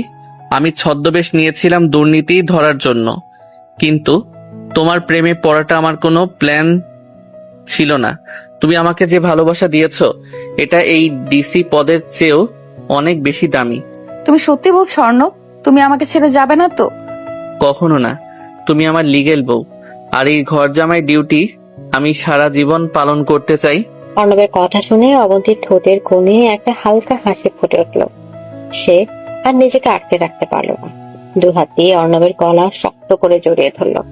অর্ণব অবন্তীকে নিজের বুকের সাথে মিশিয়ে নিল। তুমি খুব পচা অর্ণব, খুব বদমাশ তুমি। আমাকে কত কাঁদিয়েছো তুমি। কত কাঁদিয়েছি সেটা তো জানি, কিন্তু এখন কতটা হাসাতে পারি সেটা তো দেখতে হবে। অর্ণব অবন্তীর চোখের পানি মুছে দিয়ে গভীর ভাবে অবন্তীর ঠোঁটে নিজের ঠোঁট ডুবিয়ে দিল। এই চুম্বনে ছিল না কোনো মিথ্যে, ছিল না কোনো অভিনয়, ছিল শুধু 2 হৃদয়ের এক হয়ে যাওয়ার আকুলতা। অবন্তী অর্ণবের ভেজা ঠোঁটের স্পর্শে নিজেকে সম্পূর্ণভাবে সঁপে দিল। অর্ণব আমাকে ছেড়ে দিও না। ছাড়ার জন্য তো ধরিনি বউ। আজ থেকে শুধু ডিসি সাহেবের বাংলোতে এই ডিসির বউয়ের রাজত্ব চলবে। অর্ণব অবন্তীকে পাঁজা কোলা করে বিছানায় শুয়ে দিল। জানালা দিয়ে বিকালের রোদ এসে পড়েছে তাদের উপর। অর্ণবের হাত ধীরে ধীরে অবন্তীর শরীরে বিচরণ করতে শুরু করলো। অবন্তীর প্রতিটি নিঃশ্বাসে এখন শুধু অর্ণবের নাম। তুমি ডিসি হওয়ার পরেও এমন অসভ্য রয়ে গেলে। একটু তো শরম করো। বউয়ের কাছে আবার কিসের শরম? ডিসি তো আমি বাইরের মানুষদের জন্য। তোমার কাছে তো আমি সেই অসভ্য গরিব ছেলেই যে সুযোগ পেলেই বউয়ের কাছে হাম্পি চাই। পাগল একটা। এদিকে অর্ণব অবন্তীর গলায় ঘাড়ে তার উন্মুক্ত কাঁধে নিজের অধিকারের দাগ বসিয়ে দিতে লাগলো। অবন্তী উত্তেজনায় অর্ণবের শর্ট ধরল। তাদের মিলনের এই তীব্রতায় মুছে গেল অতীতের সব ভুল বুঝাবুঝি, সব মান অভিমান। ভালোবাসার এক নতুন অধ্যায় শুরু হলো তাদের জীবনে। 3 মাস পর ডিসি বাংলোর বিশাল লঞ্চ। অবন্তী একটা নীল রঙের শাড়ি পরে দাঁড়িয়ে আছে, তার চোখে মুখে চরম সুখের আভা। অর্ণব অফিস থেকে ফিরে পেছন থেকে এসে অবন্তীকে শক্ত করে জড়িয়ে ধরল। বউ, আজ কি রান্না করেছো? খুব ক্ষুধা লেগেছে। এই ছাড়ো তো, গার্ডরা দেখবে। তুমি দিন দিন আরো বেশি রোমান্টিক হয়ে যাচ্ছ অর্ণব। বউ, এত সুন্দরী হলে কি রোমান্স না করে থাকা যায়? আর গার্ডরা তো জানেই তাদের ডিসি স্যার বউ পাগল। তুমি সত্যিই পাগল। আচ্ছা শোনো, আম্মু আর দাদি আজ বিকেলে আসবে বলেছে। আসুক না, শাশুড়ি আম্মু তো এখন আমাকে ছাড়া কিছুই বোঝে না। বুঝবো নাই বা কেন? তুমি তো আব্বু আর ভাইয়াকে অনেক হেল্প করেছো কেসটা থেকে বের হওয়ার জন্য। ওরা শাস্তি পেয়েছে অবন্তী। দুর্নীতি করলে শাস্তি পেতেই হবে, কিন্তু তাই বলে তো আমি আমার শ্বশুর বাড়িকে ফেলে দিতে পারি না। ওরা এখন অনেক বদলে গেছে। সব তোমার জন্য সম্ভব হয়েছে অর্ণব। আমি খুব লাকি যে তোমাকে স্বামী হিসেবে পেয়েছি। আর আমি লাকি যে একটা অহংকারী ইউএনও সাহেবের এত মিষ্টি আর হট একটা মেয়েকে বউ হিসেবে পেয়েছি। অসভ্য, সারাক্ষণ শুধু আজে বাজে কথা। অবন্তী লজ্জায় মুখ লুকালো অর্ণবের বুকে। অর্ণব হো হো করে হেসে উঠল। অনন্ত বিকেলে স্নিগ্ধ আলোয় 2জন মানুষের ভালোবাসায় এই সুন্দর মুহূর্তটি যেন পৃথিবীর সবচেয়ে দামি ক্যানভাস। গরিব ছেলে ভেবে যাকে সবাই অপমান করেছিল, সেই ছেলেটাই আজ পুরো জেলার শাসক, আর তার রাজ্যের একমাত্র মহারানী হলো অবন্তী। আর এভাবে ভালোবাসার জয় হলো, দূর হলো সব অহংকার।